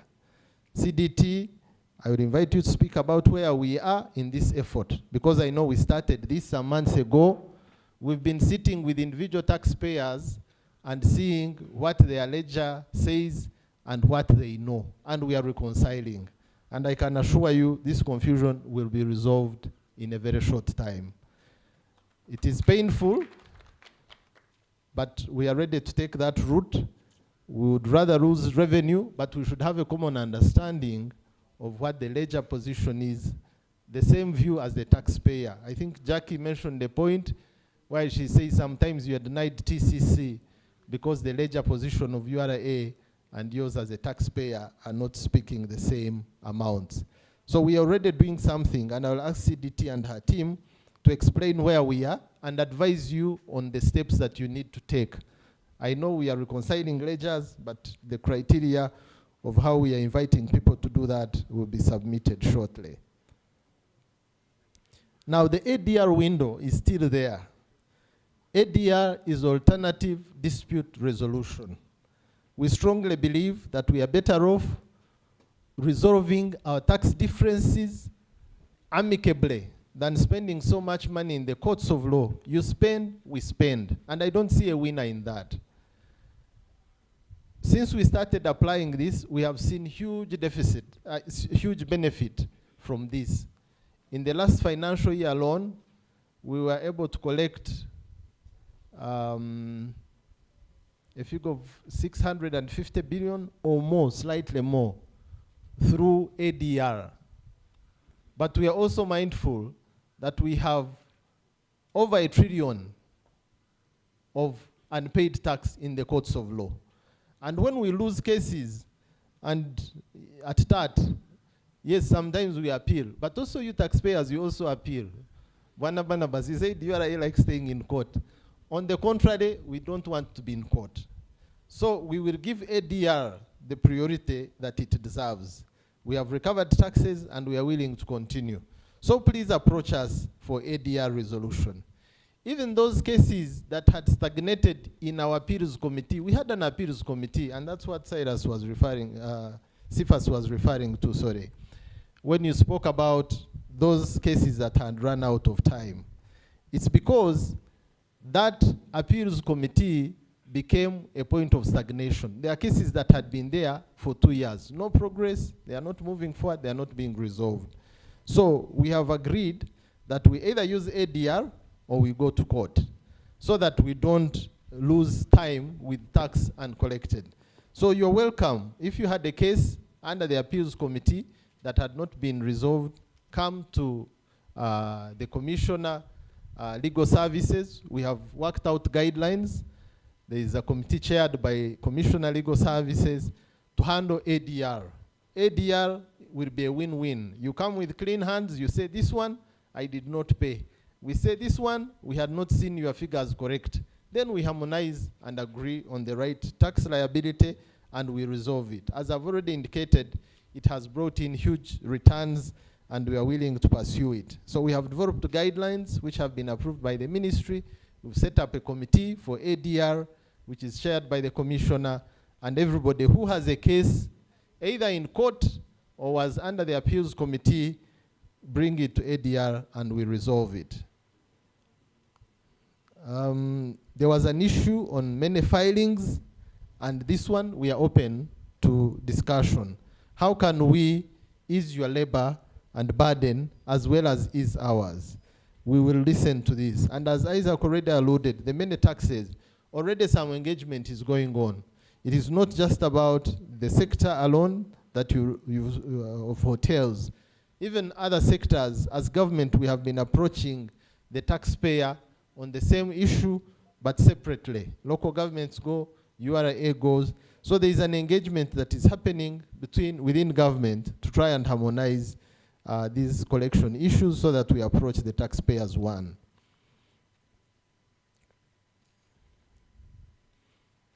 There's an issue, an additional issue of IFRIS.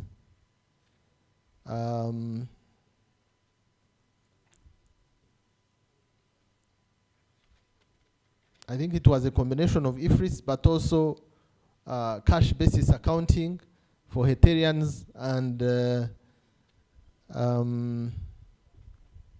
same that has been allowed for government suppliers. This is something that, again, will require a change in law. As you know, it was represented by Rukundo. This had to go to Parliament for the law to change and accept those suppliers of government to account for VAT on cash basis. We'll have no issue with presenting this for policy change. But the important point to note is how do you confirm payment? Because for government, you know there is IFMIS. So when you are paid, IFMIS, where we already integrated, will tell us that payment has happened. So if we can address how we monitor the payments between business to business, then we can see how to support that proposal. But it is a policy measure issue.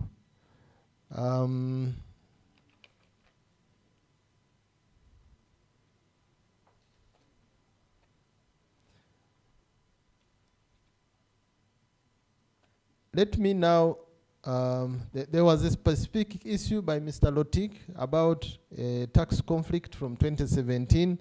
Mr. Lotik, we will go with your contact from here so that we can listen to that issue of Noah's Ark Hotel and we expedite, and CDT will help on this front. We apologize for such a long dispute. We know how draining it can be, and we'll bring it under ADR and see how to resolve it.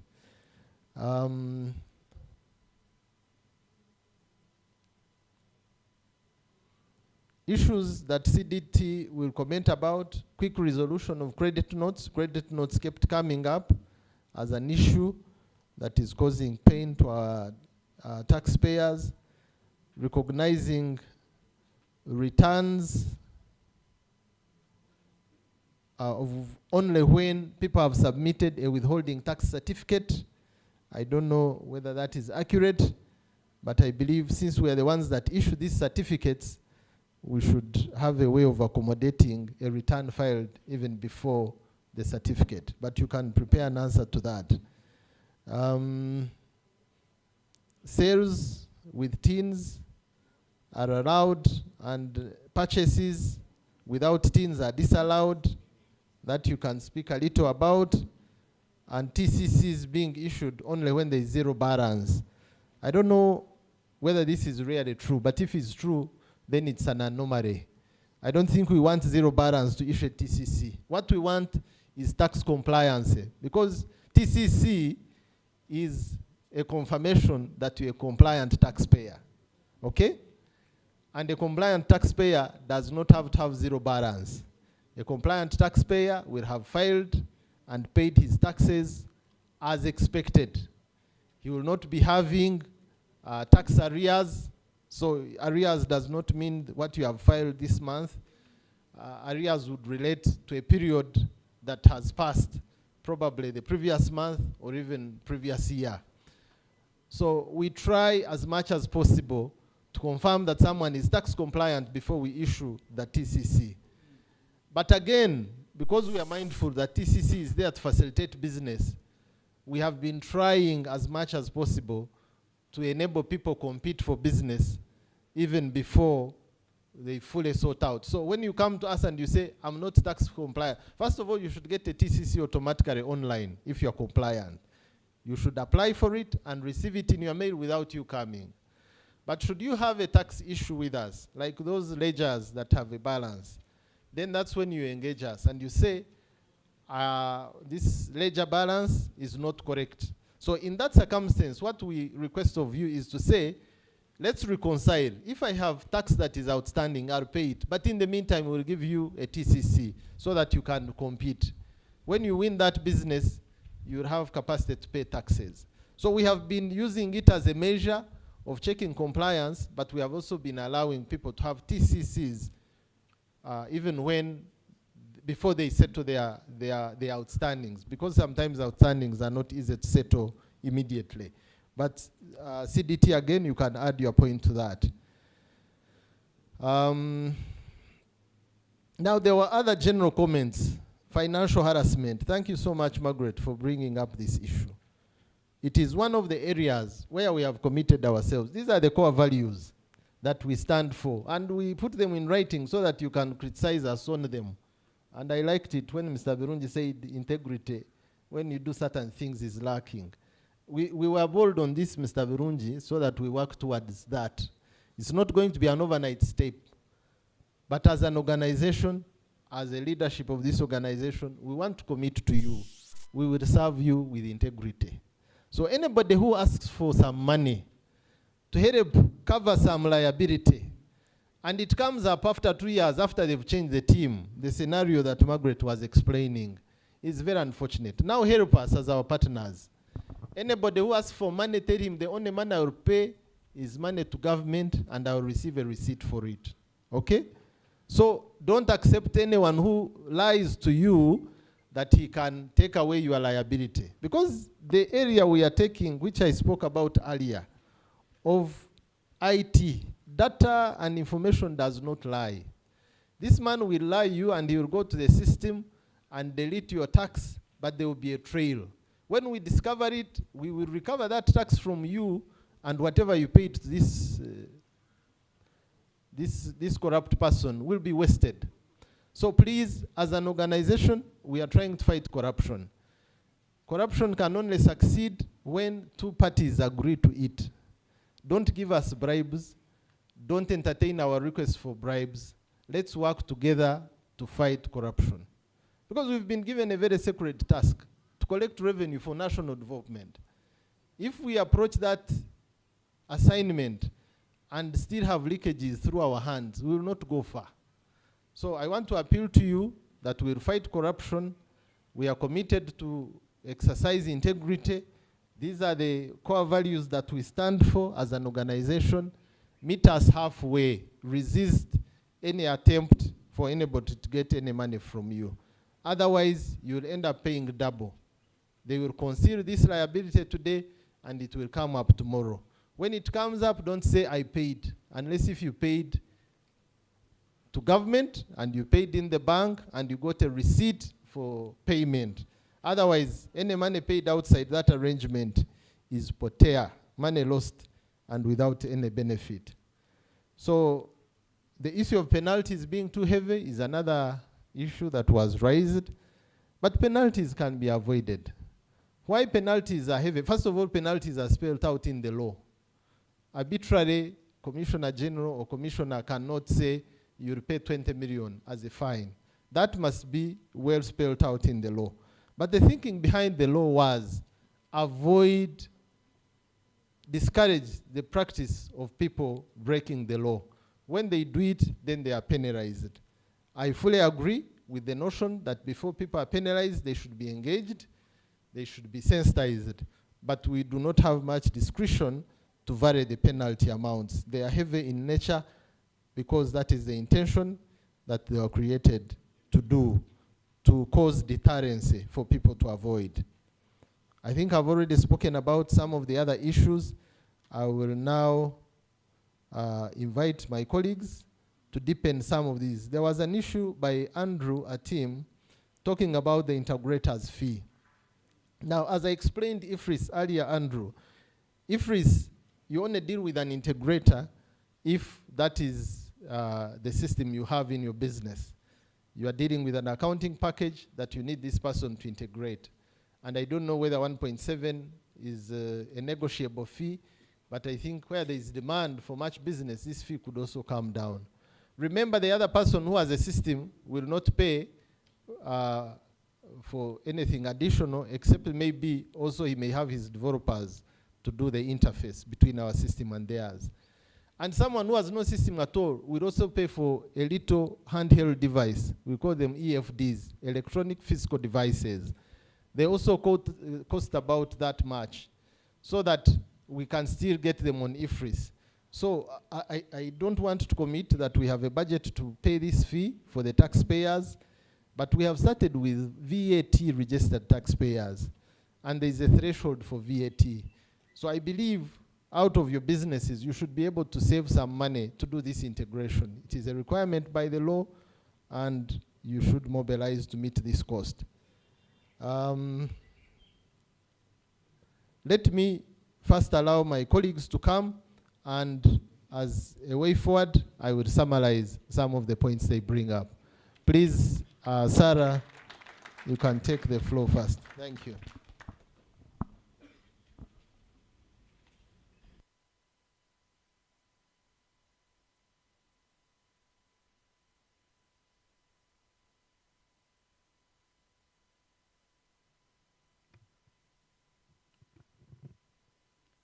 Good afternoon to all of you. The chairperson of Uhoa, the executive committee, the ED of the Uganda Tourism Board, our distinguished taxpayers and members of Uhoa, you are all most welcome, and thank you so much for engaging us. We are indebted to you as our taxpayers, and thank you for supporting government in mobilizing domestic tax. I'm called Sarah Chelangat Muzungyo. I am the Commissioner for Domestic Taxes, and we are here to really listen to you and serve you. My Commissioner General has raised most of the issues, including our supervisors from Ministry of Finance. I will just expound on a few without really repeating what he has already pointed out. One of the key issues is on the withholding tax designation. This year, we expanded the list, and many of you are now withholding tax agents. Withholding tax agents would require that you will collect this money on behalf of government from your suppliers, and there was a criteria that we used. If you have payments of more than 900 million in terms of payments to suppliers, it was our understanding that you could do support in tax administration to collect money from these suppliers in form of that withholding. That withholding is a form of advance tax, which is a credit to that customer that you are withholding from. And the tax credit certificate is supposed to be generated by you, the withholding tax agent, and given to that taxpayer so that they are able to claim a credit. We understand your pains because many of the taxpayers that you deal with, especially the people who give you food, tomatoes, like Mr. Birunji was saying, are not registered taxpayers. They are not, they are not registered, they are informal. So this withholding tax becomes a cost, and we've noted that on IFRIS, generally IFRIS is supposed to help us create more transparency with the taxpayers, and it's also supposed to help with information. If you recall, when you are claiming for a refund, you have to come with the boxes of files to us for us to verify those invoices and say these are valid and approve your refund. But with IFRIS, we don't have to ask you for those paper files. we will just go into our system, and then we will go into our system and then approve that refund. And that will be approved very, very fast. Where we are going with IFRIS, my colleague in IT would really give the benefit. But that digitalization will make it much more easier for us to even serve you better. On system to system, there is also a criteria again that we use. If you have about 100 transactions per day, we put you on system to system, and this expenditure is an allowable expenditure. The devices are about 1.1 million, those EFD devices that you can use for receipting, creating invoices or bills. That will be very good. We will be creating the focus person for this hotel business, for hotel taxpayers, and we will be contacting you on who will be the contact person and how we intend to serve you. That will be an action point for our side. Thank you so much.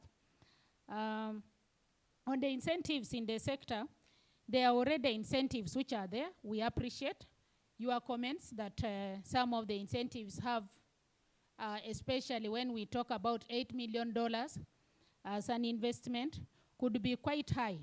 And you want us to consider if that can be reduced. We will discuss that with the Minister of Finance and see if that can be possible.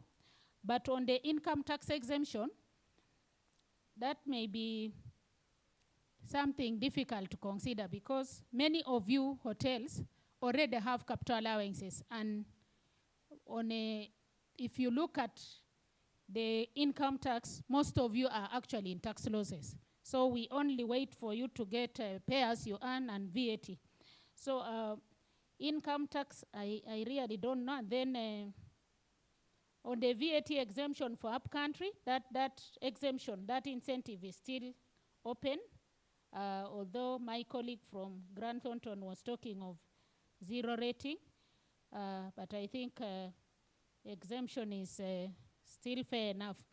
On leisurely conciliation, we are working on it. We appreciate the inconsistencies in the application of the law, and we also appreciate the fact that the taxpayers are quite huge. We have capacity problems. We are now doing, first, if you write to us on a case by case, we sort you immediately. But we are doing it in a phased manner. LTO is now able to do their taxpayers, but these other small and medium taxpayers, we have an office that handles them. In case you have an issue that is really painful, we can handle that on a case by case. On TCCs will be considered again on a case by case because the system is now auto-generated. If you apply for a TCC and you don't have any issues, any ledger issues, any outstanding tax, it will automatically be approved and you get it instantly. But if it is not, please let us know how we can serve you better. Mr. Rotich is from my home village. Please get in touch with me. We will support you to do the formal process of applying for the ADR. Just let me talk to you after this function. Credit notes. Credit notes is a very big problem to us. We've had a number of tax issues on credit notes. So what is happening is that we want to review those credit notes and approve. But especially for the small and medium taxpayers, the volumes are quite huge. But considering now that we are creating a team to handle the hotel sector, these credit notes will be also considered by that same team so that you are given that attention in terms of quick approvals. On withholding tax credit certificates, if you are a withholding agent, you are supposed to initiate that withholding tax credit certificate and share with your supplier. It is the best you can do for that supplier because that is a ticket that will help us give the credit from a tax angle. Without that tax credit certificate, it makes it very difficult for the taxpayer to be supported. On the tax training, We are planning for a tax training in the second week of September. We will be getting in touch with you. This training can also look at other general tax issues that affect this sector. And as URA, we are also keen in supporting our taxpayers from